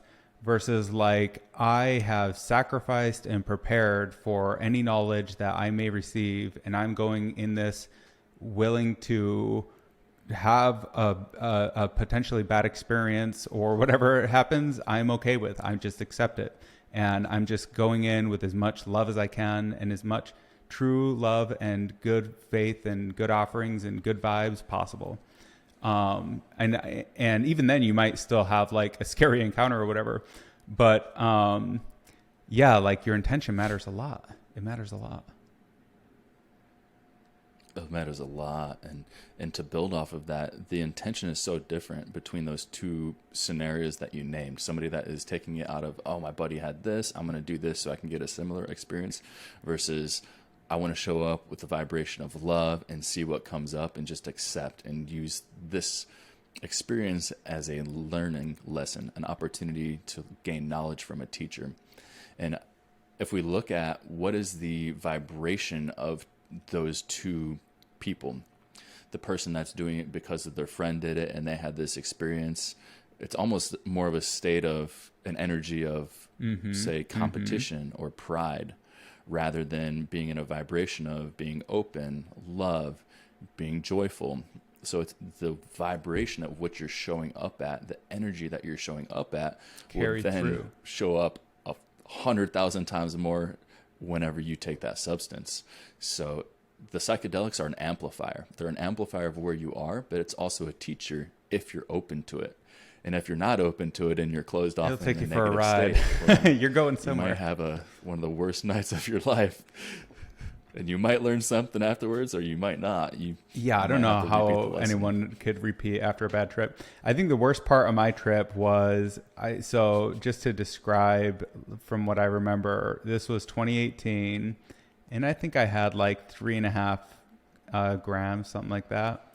And in the beginning, love was such a clear theme where I could just, everyone in my family and my friends, even my coworkers, I remember my coworkers, they were coming to my mind. I was like, I love that guy. I mean, I really want him to do well. I really want good things for him, for real. And then it kind of like went through some things with myself, and like a lot of my own kind of like stuff came up. And then my darker side was, I don't even like to talk about it too much because it's been years and it still makes me a little uncomfortable. I don't know how to describe it. It was almost like if your bones could feel nauseous. That's the best way I've found to describe it. But like if like in your bones, you could somehow feel sick in your bones. And it wasn't related to anything in particular. It was just this feeling. And that echoed with me for weeks afterwards. And it took me years to, even with how positive it was and how many good lessons I got, and it was an amazing transformative experience for me. But even then, just with the kind of like other half of the trip, or it wasn't even half, but like the other portion of it, it still made me be like, okay, this is super serious. And it was maybe 4 years before I ever tried it again, which is to say, yeah. Really? Yeah. Wow. Well, I appreciate you sharing that. It's, I'm sure, an uncomfortable feeling in the moment, and then for it to then, be present for some weeks afterwards. I wonder, was there anything that came up after like reflection from that journey? Was there anything that came up of like, oh, it was this thought, or any insights that you gained from that? Not so much from the negative side. The negative side just kind of stayed with me, and it really was like but I don't even want to call it negative, because it's like calling like I don't know. It's like calling a snake that bites you negative or whatever. It's like, that's a snake. Its job is to bite people or whatever. Like, I don't know. It's like, it wasn't negative. It was just, yeah. It was just like part of the experience. But it was transformative. And I don't talk about it lightly, because if ever anyone was to do it, you really have to bring the right intentions in. And if your intention is to learn and to grow and to heal and to discover, and even if it's just curiosity, I think that's a great intention. But that matters. That matters a lot. So can you tell us anything you're willing to share about your time in Peru and with ayahuasca, and especially like how that was with other people? Because I've only ever experienced these things alone, and I imagine it would be totally different in a group. Yeah, it was an amazing experience.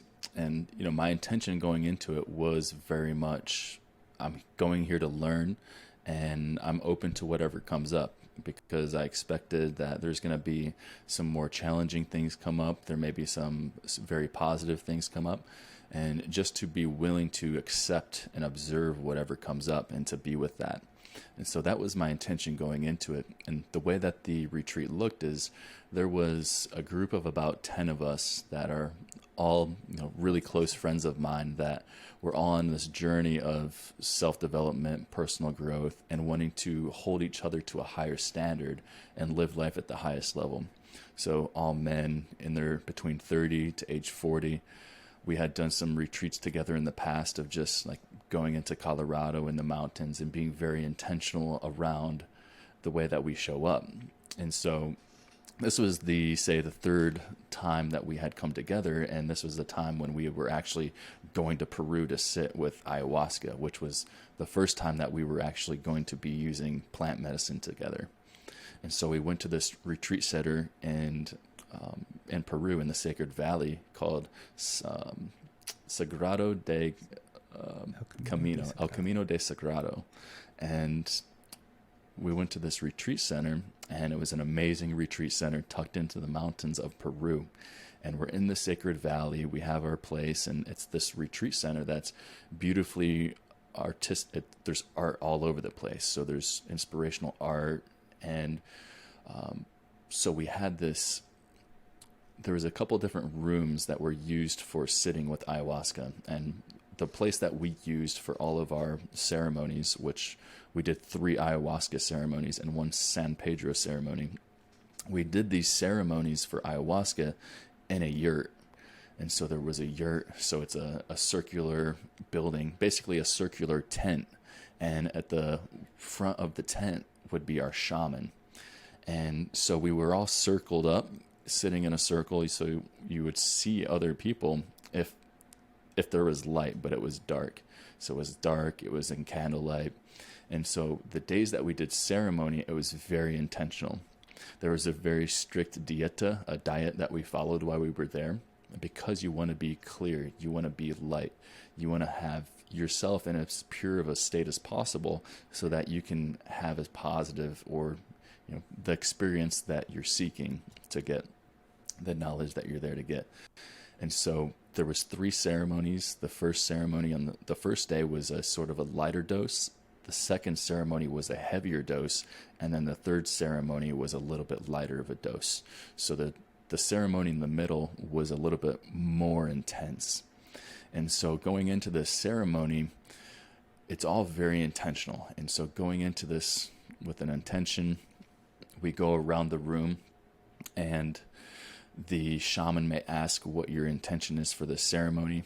And then after that, you go up and then you grasp the cup of ayahuasca, which is in a drink, and then you drink down your portion, you bow, and then you go very back vulnerable. to your spot. You'd have to be so, I mean, this is with your friends, and so you were comfortable, it sounds like, but it sounds like a very vulnerable experience so far. A very, very much an experience where right. you get to be open, and there was more people than just our friends there. So there was other people from all across the world that could come as well. We had about 10 friends, and then there was maybe 5 or so other people that had come in from all across the world, all over the place. And so we got to meet some new friends along the way. And with that, it's, you don't control who else is there with you. So I was trying to, sit next to somebody that I was there in our friends group, just to, surround myself with energy that I knew that I could trust and that I could be there with. And it was very interesting because you're sitting in the dark, right? And so with psychedelics, a lot of times there's a waiting game where you say eat the mushrooms or the LSD or drink the ayahuasca, and then you basically sit and you wait. And you just start to observe and start to notice, did it kick in? Was that it? Am I seeing something? Am I tripping yet? And so you start to have these sensations of, is it working yet? And so we're sitting in the dark, you drink your ayahuasca, and you go back and you sit, and you're sitting. You have no perspective of time passing by. You can hear the shaman up at the front singing songs. There's music playing.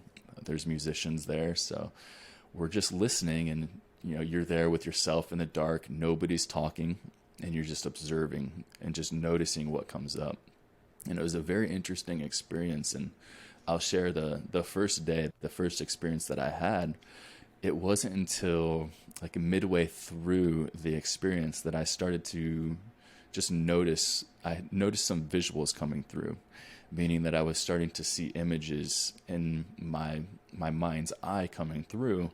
And I had this sense of connection with these beings, and I started to see these heads that would come through. And at first it was a little unsettling because a lot of the beings that I saw had these horns. And I'm like, all right, well, this is interesting. Were your eyes closed, or were they open? Like, were they part of your environment? Okay. Eyes were closed. Okay. Yeah, the eyes were closed, and it could have been in part the art that was there at the retreat center could have been provoking some of these things, but also it was really interesting. So there was a lot of thoughts that came up with it, and the point that really connected with me on that was I wasn't too sure whether or not that these beings that I was seeing, were they positive, were they negative, were they my friends, were they my enemies? I didn't know in the moment. And so it was very much like an extremely neutral experience where I didn't know what these things were there to tell me. And what I realized is I thought, okay, well, what if I just send the beings love? What if I just send them good energy? As soon as I did that, their lips curled up like a slight smile. It was like, wow, all I had to do was send them some love. And then there was this smile that came up. And so that was the first part of that experience. And as that experience went on, I continued to have those visuals of the visions of the beings. And, I won't go into too much of like trying to break down of like understanding what do the horns represent. And to me, horns, I've always had a fascination with horns and horned animals and horned beings and creatures. So that could have been in part with it. But what was really interesting with that experience was I had this realization or this more intense vision that came afterwards of this really extreme level of nature. And it was very difficult to describe, but it seemed like I was in a rainforest and that I could see and feel all of the plants, all of the creatures, everything in this rainforest was alive. It was moving. It's like the plants had personalities. I could see the blood pumping through the parts of the plants. Just like we have blood, there's fluid that goes throughout plants. So it was really amazing to have this vision, this connection to feeling this connection with nature. And it really hit me like, wow, like this is always here. Nature is truly alive. Just like we're alive, nature is alive. Just like we have these systems, nature has these systems. Just like we breathe in oxygen and expel carbon dioxide, nature breathes in carbon dioxide, expels out oxygen.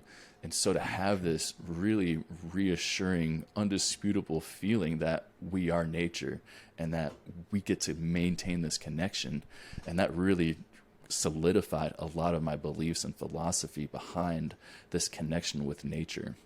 it was so vivid that it was like afterwards, after we left ceremony, we went to the kitchen, we had some snacks, and as soon as I had a couple bites of a snack, it was like, boom, everything just was amplified, intensified again. I went to lay down, and I couldn't get away from the visions of these like extreme amounts of nature. And I had my eyes open. I was looking around the room. I was there with a couple of my friends, and as soon as I would close my eyes, it was like wow. The nature was back, and it was like, it was so incredible to see, like, just like we could open up our body and we can look at the fibers of the muscles and the blood and the different synapses and neurotransmitters. It was that same sort of level, but I could see that in the perspective of nature. That is incredible. It was just so amazing. I mean, it's difficult to I describe. love hearing about these experiences because it just makes me wonder what it is. I don't know. Some people think like your mind is tapping into like another reality and that these beings are there and it's an alternate dimension. I think it could be. I have no idea. I mean, it's weird enough that it could be. But I had the same experience where it didn't matter if my eyes were open or closed. There was no escaping the trip. And again, it wasn't, well, I guess it was kind of a bad thing at the time because I remember feeling like, oh, I'm a little overwhelmed. Let me close my eyes and that will relax me. But I closed my eyes and all the same colors were there. It was like just as vibrant. And so it was kind of similar in that way. So that was one day. And do you think was that pre or post Alaska? Moving to Alaska. So I was in Alaska for about a year and a half at that point. This was the end of 2019. I was just wondering if that nature connection had any, like if that was part of the impetus for moving there. So actually, it was right after that experience in Peru that I wrote my book, Eat, Move, Sleep, The 3 Habits for a Long and Healthy Life. Like it was undisputable to me at that time that like this is information that it's so simple that eating, moving, sleeping, and alignment with how we would in nature as our primal prescription is. Can we talk about that? People need to know. People can find that on Amazon, by the way. I have it up right here. It's called The 3 Habits for a Long and Healthy Life, Eat, Move, Sleep. So this was influenced by your trip to Peru. Right. Yeah. It was right after the trip to Peru that I got back and I felt I need to put this out there. And it's simple. It seems very instinctual, intuitive information. And it is. But so many people neglect it. And just by simply mastering these foundational principles of we're nature beings, our roots are from nature, and we need to maintain that connection with nature and how we eat, how we move, and how we sleep.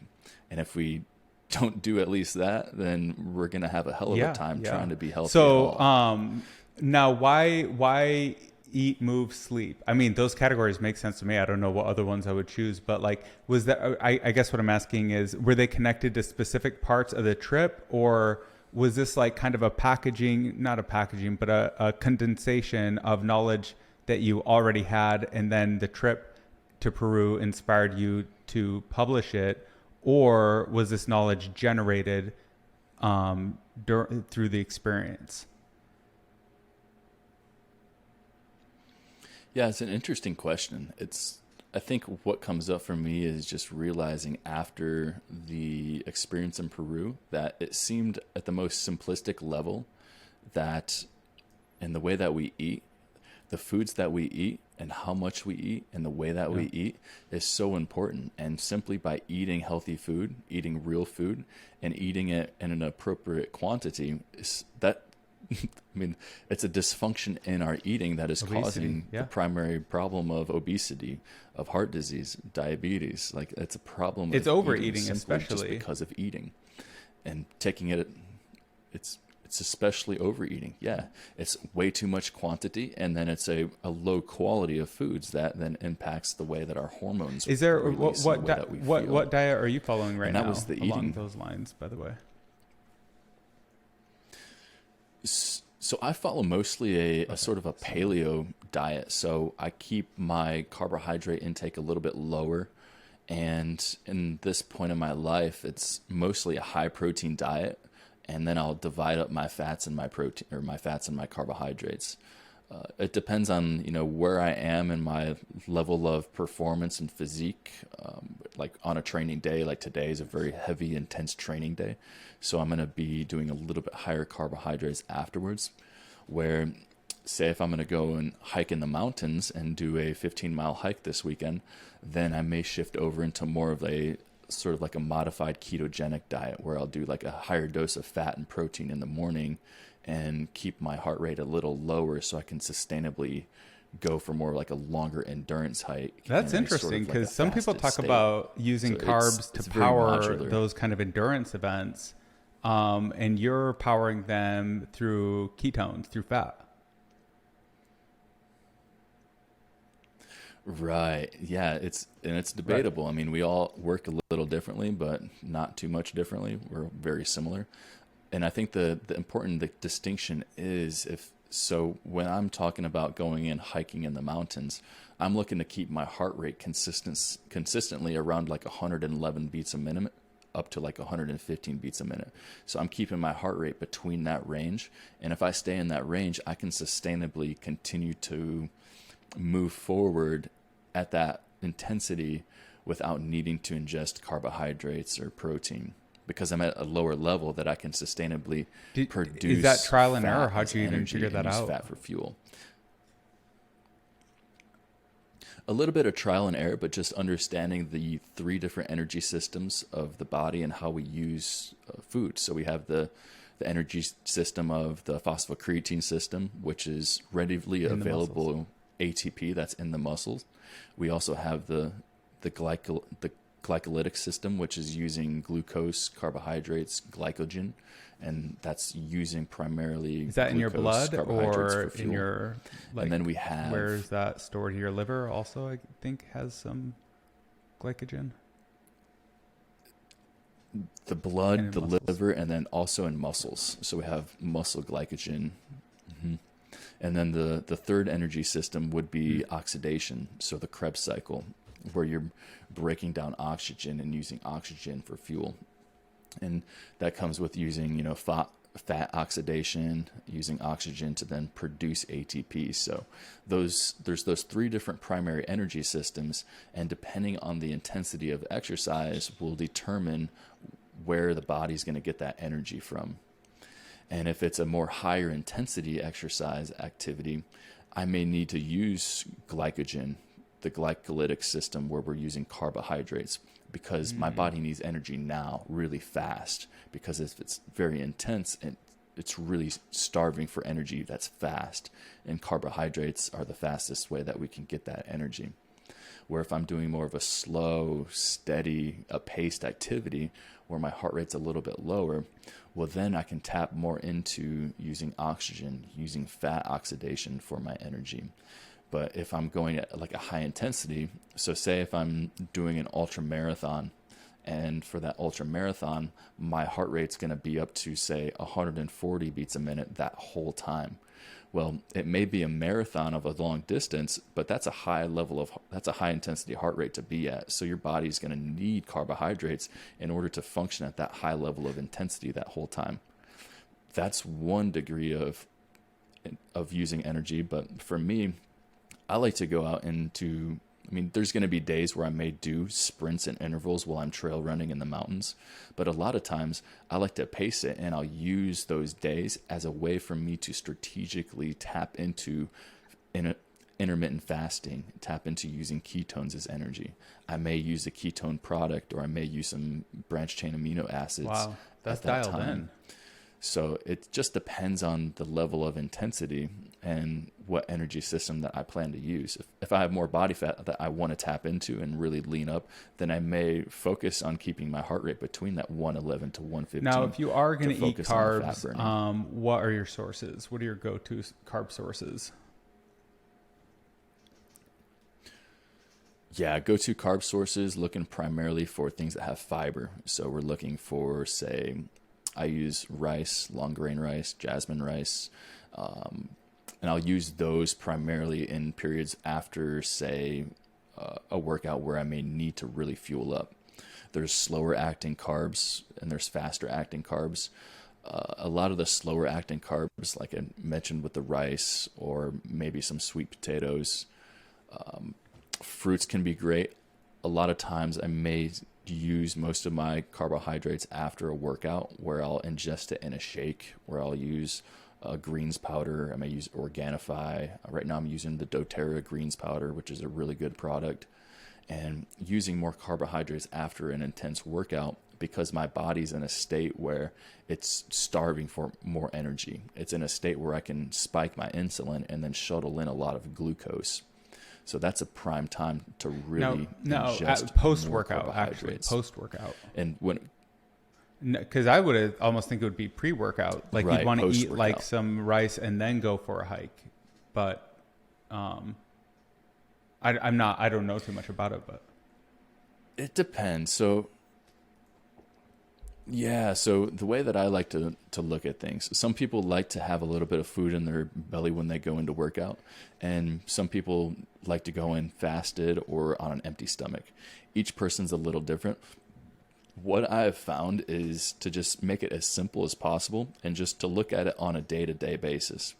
So, for example, if we're looking to say, if I'm going to ingest 100 grams of carbohydrate today, as long as I get it throughout the day at some point, then I'm going to get 80% of the results. Just like the Pareto principle of the benefit 80%. Is, right. You're going to get the results from 80% of the action. Mm-hmm. So when it comes to really dialing things in at an optimal level, which I really like to do that, I'd like to work with people that are really wanting to take it up to the next level to get those 1 or 2 extra percentage points. That's when meal timing becomes more and more important, because of our hormone timing is also tied to circadian rhythm, and the types of foods that we eat and even the percentage of macronutrient composition in those meals will impact our hormones.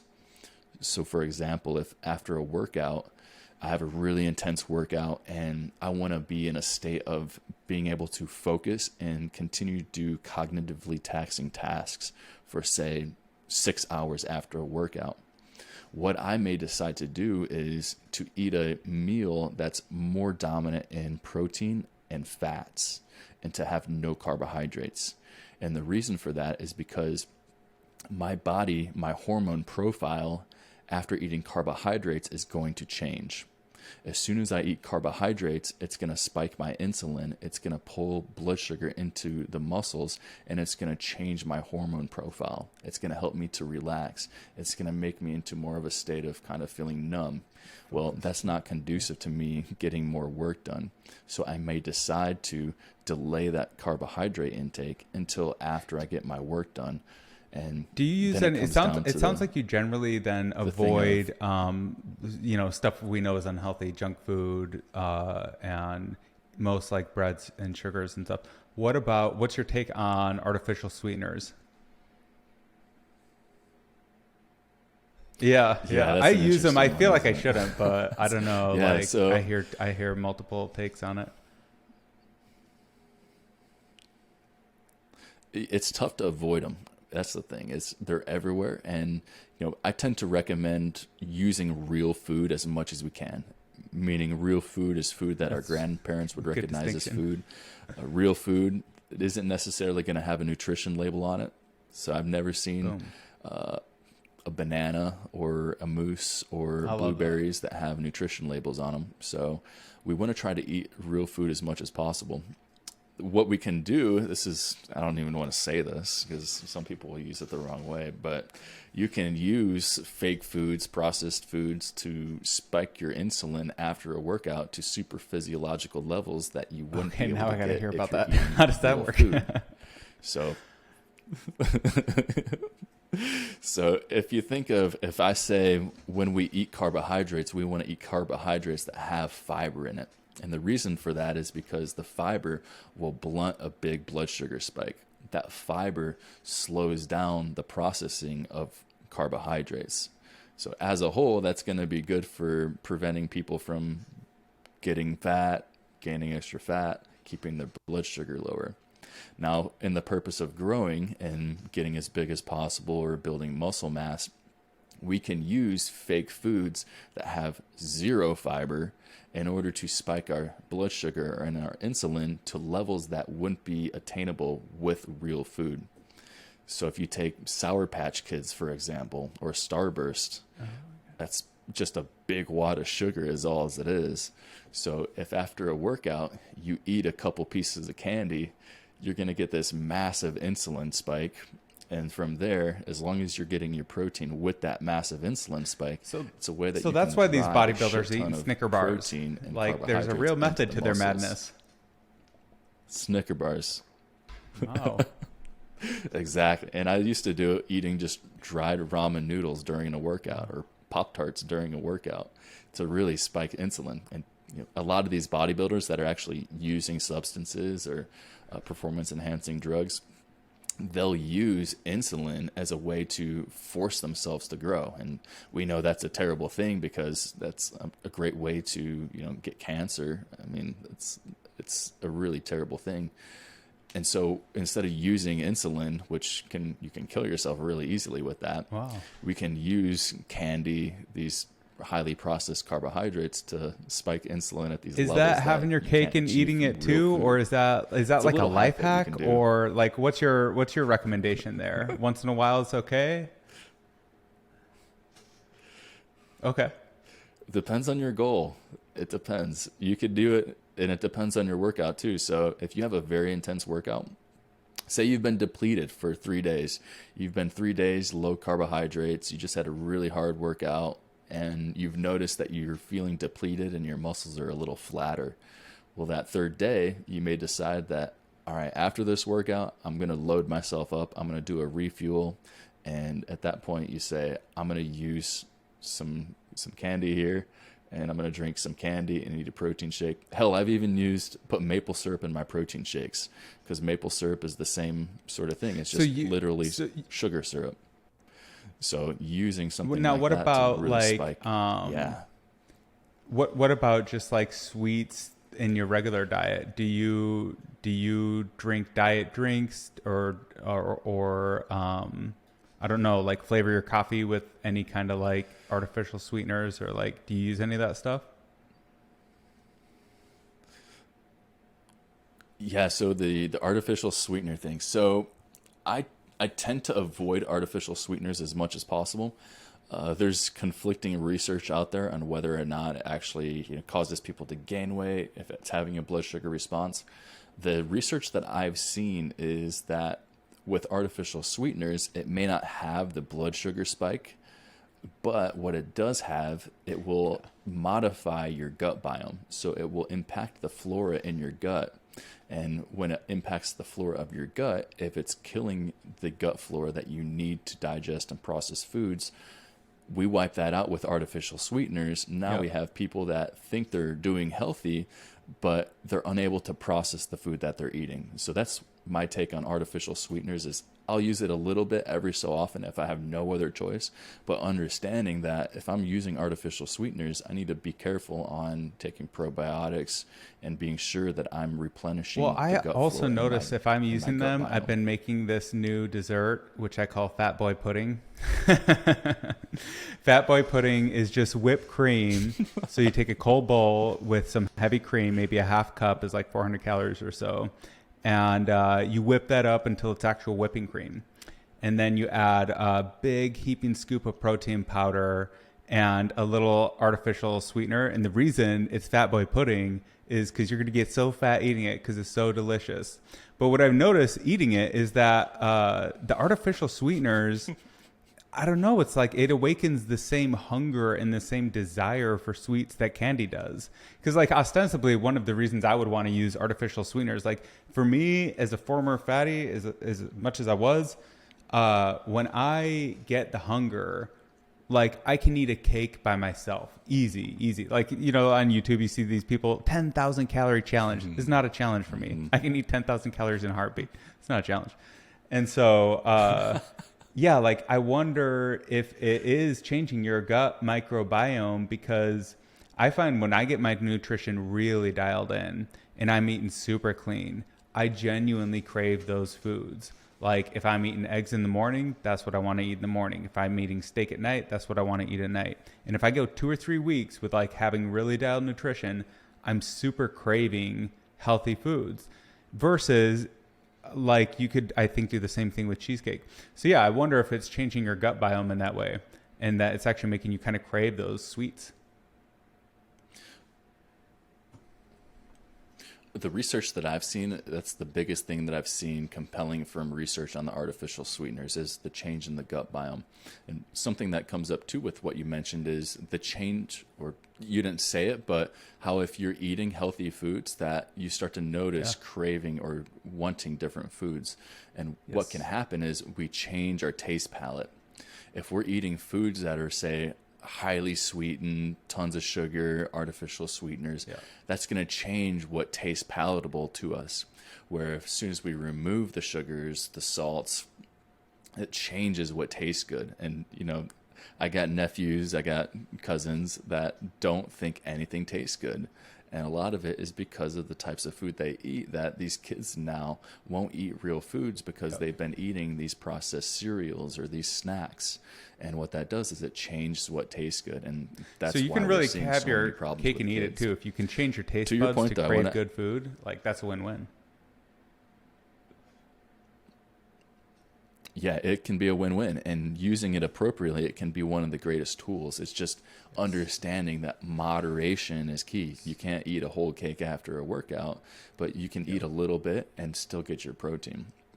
But I want to say something to what you said about the with the sweeteners. So instead of using like an artificial sweetener, you could use, say, like monk fruit. Monk fruit is a great sweetener that's natural, has lower impact. Well, I do use that, but that's not artificial. Tastes great, but using something like monk fruit, really, I would consider that more of a natural. Yeah. Mm-hmm. So like monk fruit, coconut sugar is also one that in moderation is a lot lower on the glycemic index. So using those sort of sweeteners that are more natural, even stevia would be considered natural. Really interesting as well. Yeah, but you could use those, and they're going to be a lot better on the gut biome. So that's the eat part. The sleep part, man, that is so important. Like people, like in the tech industry, that's kind of like my world. Yeah. Or anyway, like in tech, it's like a badge of honor where if you're only sleeping 4 hours a night, that means you're a real hard worker and you're getting after it. And I don't know, it just seems so ridiculous to me. It's rewarded. Yeah, it is. I mean, think of it. It's our sleep is what gets sacrificed more than anything else. Rarely are people sacrificing their work to go do more sleep, you know? It's the opposite. And it is rewarded. People are sacrificing sleep to get more work done. And it is. And I'm guilty of it. I mean, I'm guilty of staying up late to get things done. And I also notice the ramifications of that because we need sleep. If we don't have sleep, our body, I mean, I could talk about it all day, but for one, our hormones can't repair. Our hormones aren't optimized. If we're staying up late into the night, then we're going to be higher levels of cortisol into the evening, which is going to make us crave more sugary foods. People that are shift workers that work at night, they have a hard time losing any weight because their hormones are so messed up.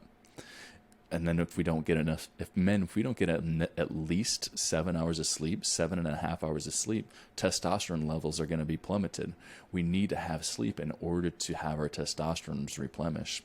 And I notice it in myself, and it's strictly down to if I get less than 7 hours and 15 minutes of sleep, that's when I notice the decline. I can still function. I may feel this low level of anxiety or agitation throughout the day, and I may not wake up with a hard on like I would if I had 7 hours and 15 minutes of sleep, but I can still function and go throughout the day. It's not optimal, and it's really important. I'm the same way. I can feel sleep. A lack of sleep so much more than a lack of food or any other stressor or any other kind of thing. Sleep, I feel it. But yeah, it's funny how people are sacrifice sleep first. Have you heard of Andrew Huberman?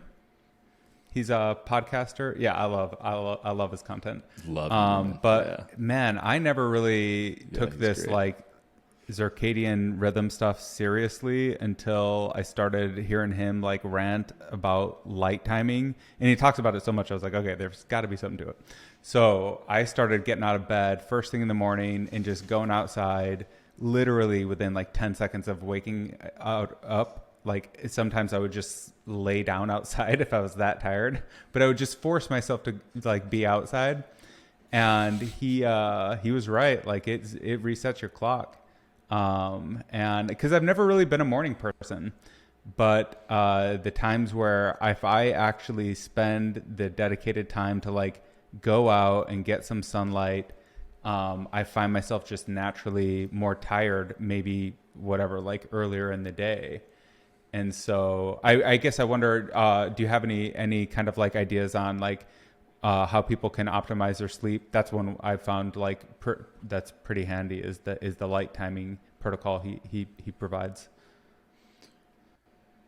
Yeah, it's so important. The light is number one. And Huberman, he's was he a neurobiologist by training? So he's or ophthalmologist. So he's really into the eyes and the brain. Right. The eyes are the greatest neurons that we have that signal light exposure.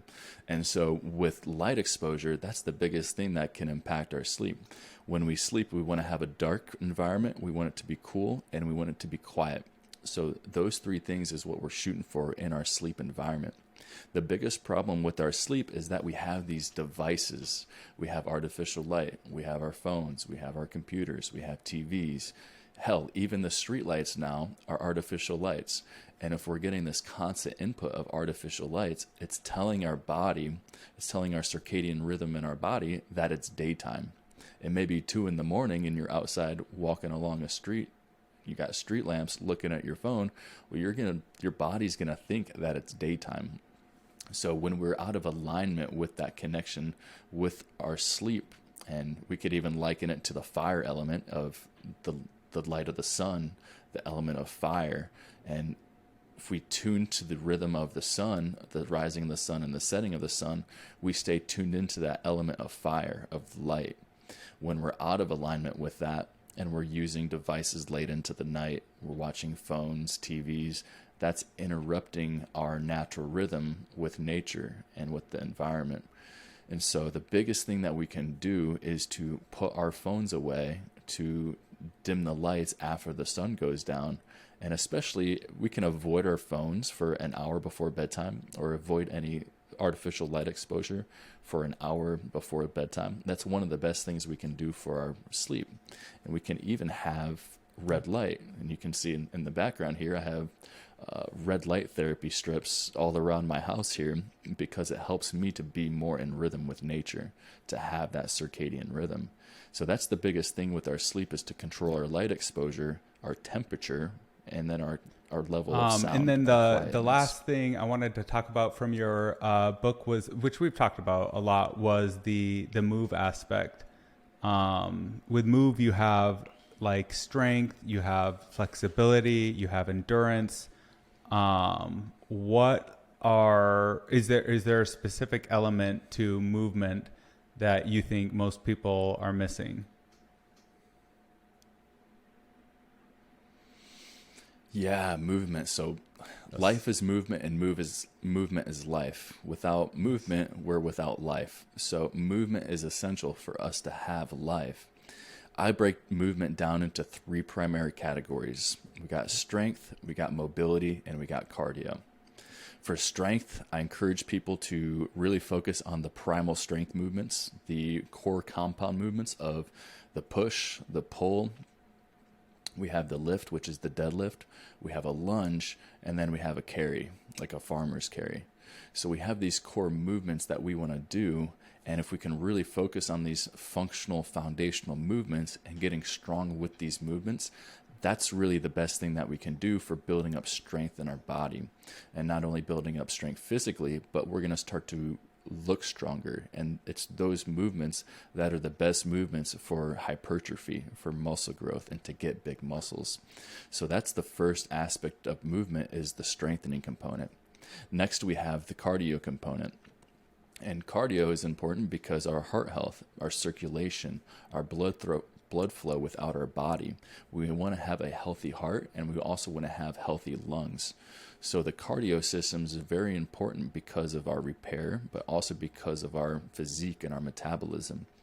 With our cardio recommendation, I typically like to reference the recommendations of like the American College of Sports Medicine, the ACSM, the CDC, the NIH, these different institutions, the American Heart Association.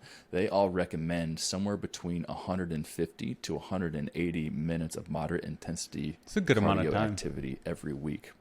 So that could look like it's a good amount of time. And you could say if we're looking at 150 minutes of moderate intensity, that's 3 days of 50 minutes every day. You could also look at it from the standpoint of, any way that you can get between 150 to 180, there's a lot of different combinations that you can do with that. But that's as long as you're within that range. It just depends further on what exactly your goal is and what your prescription's going to be. But that's the cardio component. And then the third component to that, we hit the strength, we hit the cardio, and then we got mobility. So it's important that we're able to move our body, that we're able to have full range of motion. We have the flexibility, we have the extensibility of our tissue. If we have scar tissue and that body part isn't moving, it's restricted in its mobility, well, that then is going to impact your ability to do functional activities. It may also cause you pain, and it may also cause you an injury. So it's important that we have a functional level of mobility that is a minimum amount of mobility, because if I can't reach my arm up all the way and I go to the gym and I'm trying to do shoulder presses in a limited range of motion, well, we're just begging for injuries. So what I do is in the book, I break down those different categories of the movement, the eating, the sleeping, and I give prescriptions based off of what humans would do in nature. What would humans be doing and how we would get these dosages of movement, of eating, of sleeping, just by being a primal human living in nature. And because we've removed ourselves from nature, this is why we're in the problem of where we are now, where we're an over-domesticated human species that is eating shit, we're not moving, and we ain't sleeping worth a damn. So we need to become more in tune with our primal human nature, and that's truly what's going to get majority of the people to the baseline they want to be at. If we want to take it to the next level, then this is where the men's aesthetic program comes in place, or working on one-on-one coaching. But literally anybody out there applying the principles of primal RX and eating, moving, sleeping with nature will get 80% of the results that they're looking for. It is the over-domestication. We're overly domesticated, and we need to find our way back to nature. Cody, I love your message, man. I feel like we could talk for 26 hours in a day. But you have such a great message. So people can find the preview of your course, the aesthetic, the preview of the aesthetic body course on your website, Primal RX. And some of your other materials are on there. The book is on Amazon. Your Cody.Crockett, Crock, is there ETT, on Instagram. And you have powerful ETT, subliminals. Is that on the App Store, or how can people find that? Yeah, Powerful Subliminals you can find on the App Store for both iOS and Android. You can go to powerfulsubliminals.com. We have a Shopify store there. If you actually want to buy the audios and download the files yourself and have them for you, you can do that there. A lot of people prefer the app. It's a subscription-based, and there's a lot. You can access all the subliminal audios, meditations, and primers on that app. So Powerful Subliminals. Well, I wish we could, we'll have to find another time to connect, because I just love your ideas and I love what you're doing. I think it's like 10 out of 10 cool. So thank you so much for sharing all your knowledge with us and spending your time with us as well. Awesome, Caleb. Appreciate you, man. I appreciate you inviting me to come on and to have this conversation. We got to tackle a lot of different categories, different things, from just mindset, discipline, to plant medicine, to training and nutrition, and just we can literally go in so many different directions. So for your listeners, if they're interested, what they can do is they can get my Peak Physique Playbook for free.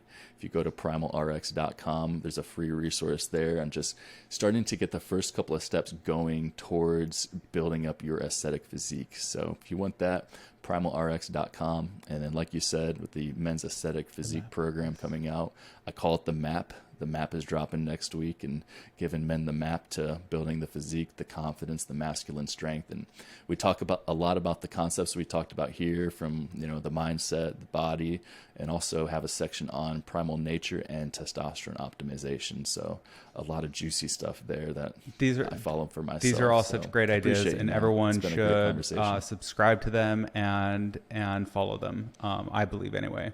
But yeah, man, thank you so much again for coming on and sharing with us. Thanks, Cody. All right. We'll talk to you later. Thanks a lot, Caleb. Bye. Later, brother.